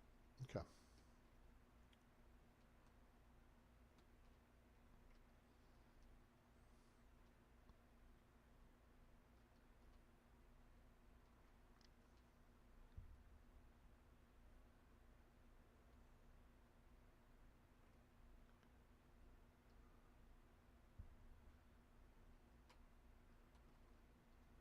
Now we know this is the deer's, the bird's landing zone is right here. So we can wait a couple minutes. If we can track it. There it is. Shunk. Looks like it's just one.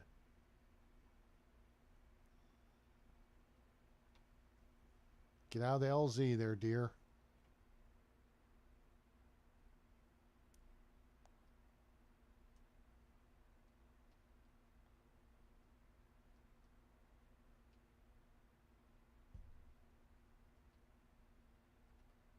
I think it's on approach to land.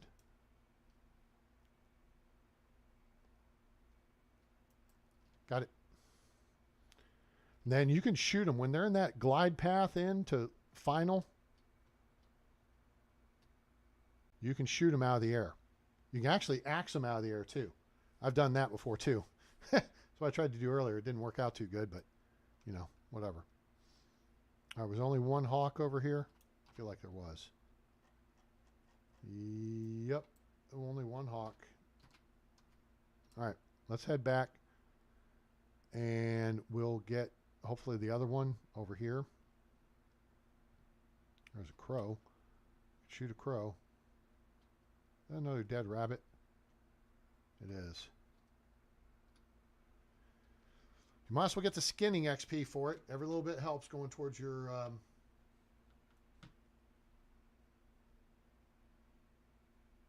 hunting XP. All right.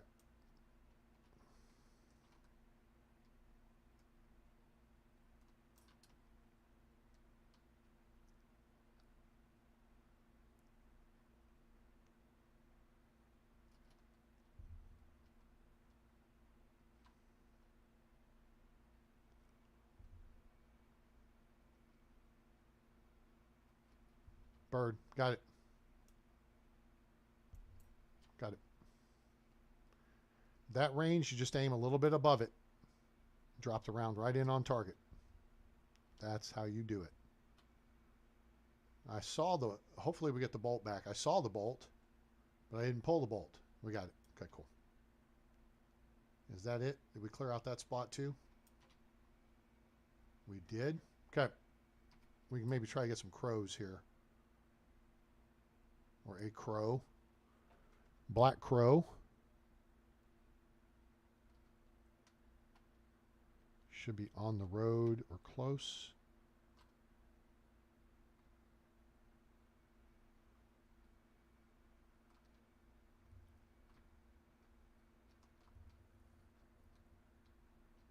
Okay, there they are.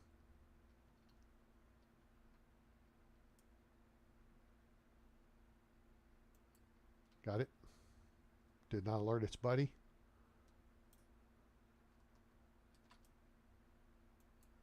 Missed that one.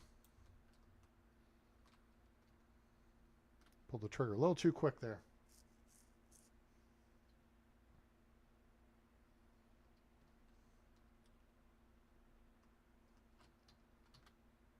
All right. Down a few bolts, but that's okay. All right, we got the feathers we need, though, to complete the quest. We're going to need 90... Wait, did we? We're going to need 100 feathers. Did I get enough? I did. All right, cool. Shoo. That looks stupid. Wait. There may be birds right here.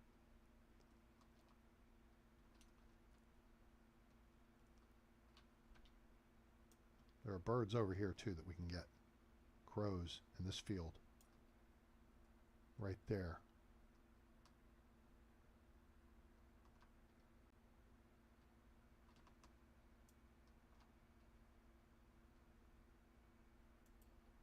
Damn it, went right over him.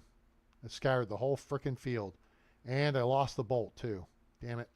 Well, whatever. Screw you guys. I'm going home. Oh, shoot. Henbane. That's out of season now. Okay. So we got... Did we get steak? We need 100 sticks.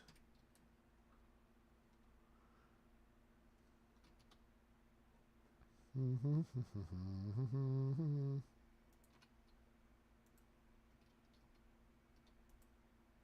100 feathers, 100 sticks.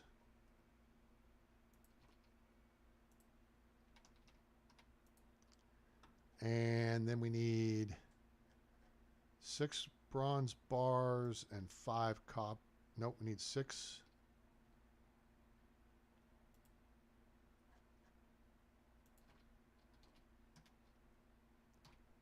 Whoops. Oh, we need 5 copper bars. And we need 6 bronze bars. Which we may have to make.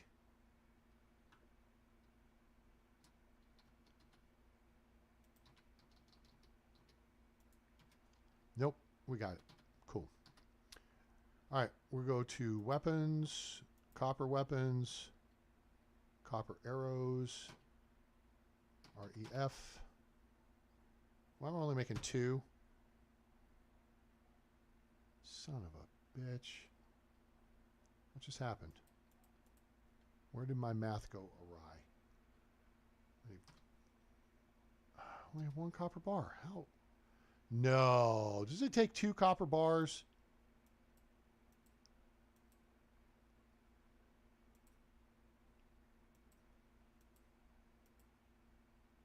Oh, you son of a... Damn it.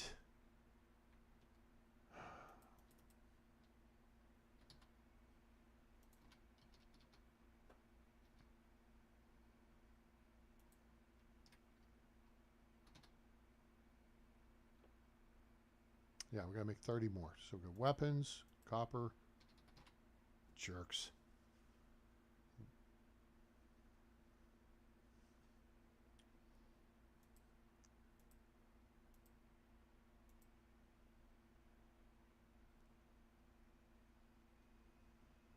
We need 55 bronze arrows.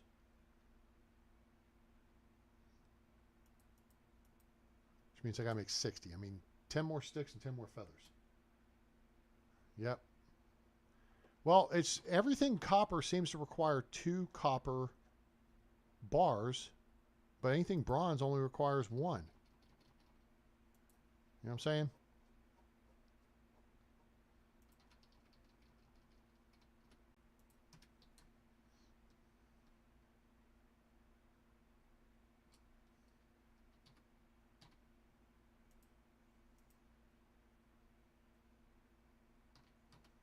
There we go.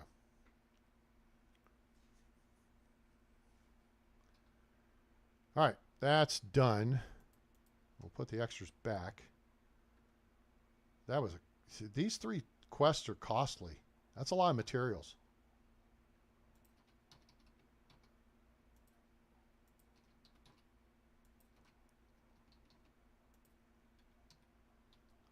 Cool. All right, so we got to deliver that to Derwin. How are we doing log-wise? 52.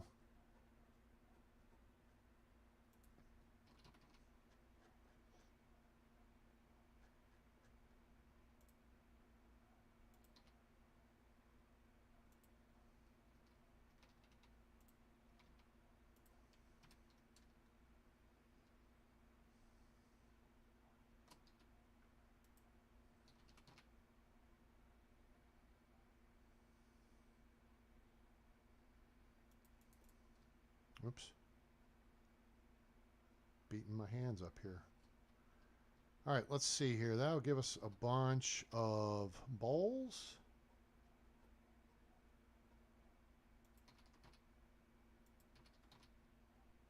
All right, that gives us 100 bowls. Let's see what we got here.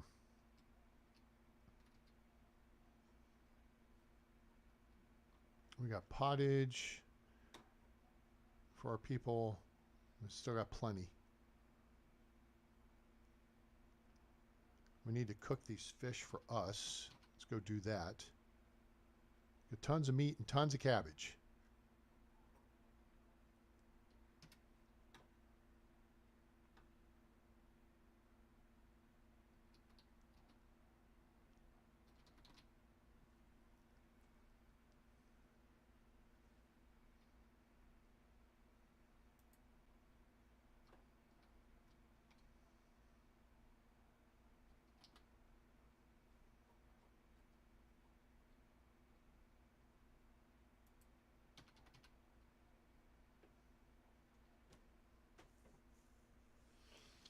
Okay.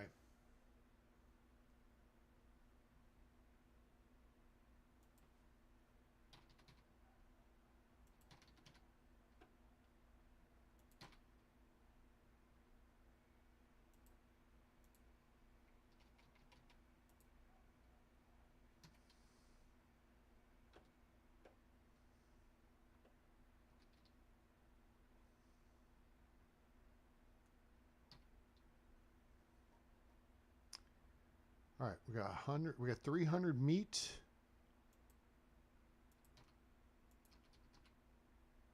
That's 4. So we need 96 of these. That'll do. Okay, and then we need 200 of this. See, now we're not going to be able to move. Okay, we can't move, but we can turn.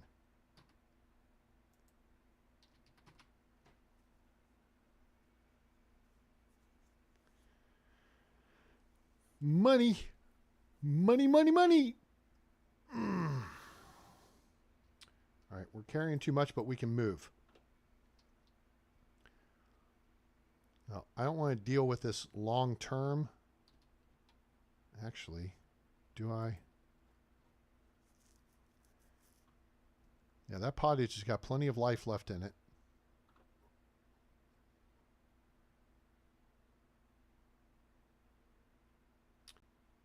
Yes. Okay. So we're going to hold on to this. I need to drop this leather off.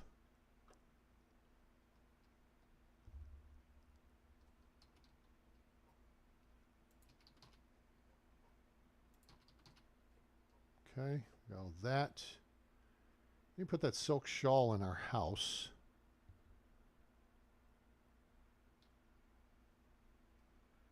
That's a lot of pottage to sell.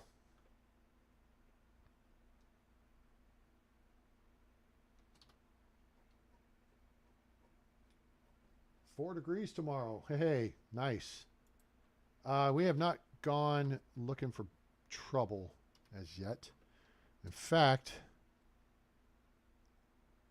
right about now, the Feng Shou brother. Check it out now.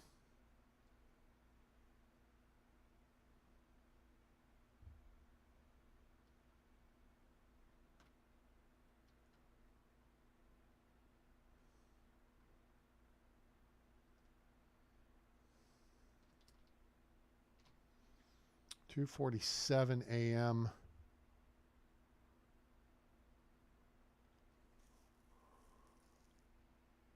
That would be kind of hinky if I were to do that, but I don't want to do that. Let me just check here. Where are we? Holy crap, we've been going almost 4 hours. Oh, not that. That's not what we want to do. Right there. So, what I think I want to do here, that's the end of, well, we're going into day 2. So, yeah. I think we're going to save here. And not that. And yeah, I think we're going to call it an episode at this point. We covered a lot of ground as far as information for you guys. I hope now you understand better what to do to make money early game, and then in the mid game when you get your first and second level production buildings. Covered all that. You saw some other information. If you have questions, go ahead and ask those real quick. Let's get those knocked out. Don't forget to like, share, and subscribe. Turn on that bell icon so you know when we go live or upload a video. If you need the Oxbow looting map, if you want the production amounts, comparisons, understand how to name your fields, animals, buildings, how to figure out your firewood production, housing happiness guide, hunting XP guide. We got the valley looting map. We got all these available on our Discord. Make sure to sign up for our Discord or join our Discord. It's free. They're under Medieval Dynasty Helps. All right. And make sure you turn on that bell icon so you know when we go live or upload a video. Join us on X. Link in the description below. That's where the first announcements go up, plus things from other producers and various devs that I follow on there. Yeah, so join us on Discord. And then if you want to make a donation to help support the channel financially, that'd be great. We appreciate you. And you can do that via PayPal. And that link is in the description below. So I hope you guys enjoyed it. I don't know if I'll stream again later tonight. I have a little work tomorrow, so probably look for a matinee tomorrow afternoon. That's what is likely. So otherwise, hope you guys appreciate you being here. Storm, Sven, Dread, Indigo was on earlier. Everyone else, thanks for being here. Hit that like button before you take off. And if you want to swing back by and drop a comment on this video or previous videos, just a smiley face or something, it helps with the YouTube engagement, and we appreciate your support. Thank you very much. I hope you guys enjoyed it, and I hope you have a great day, night, evening, morning, wherever you are on planet Earth or beyond. I'm A-Train. It's over. And I'm out.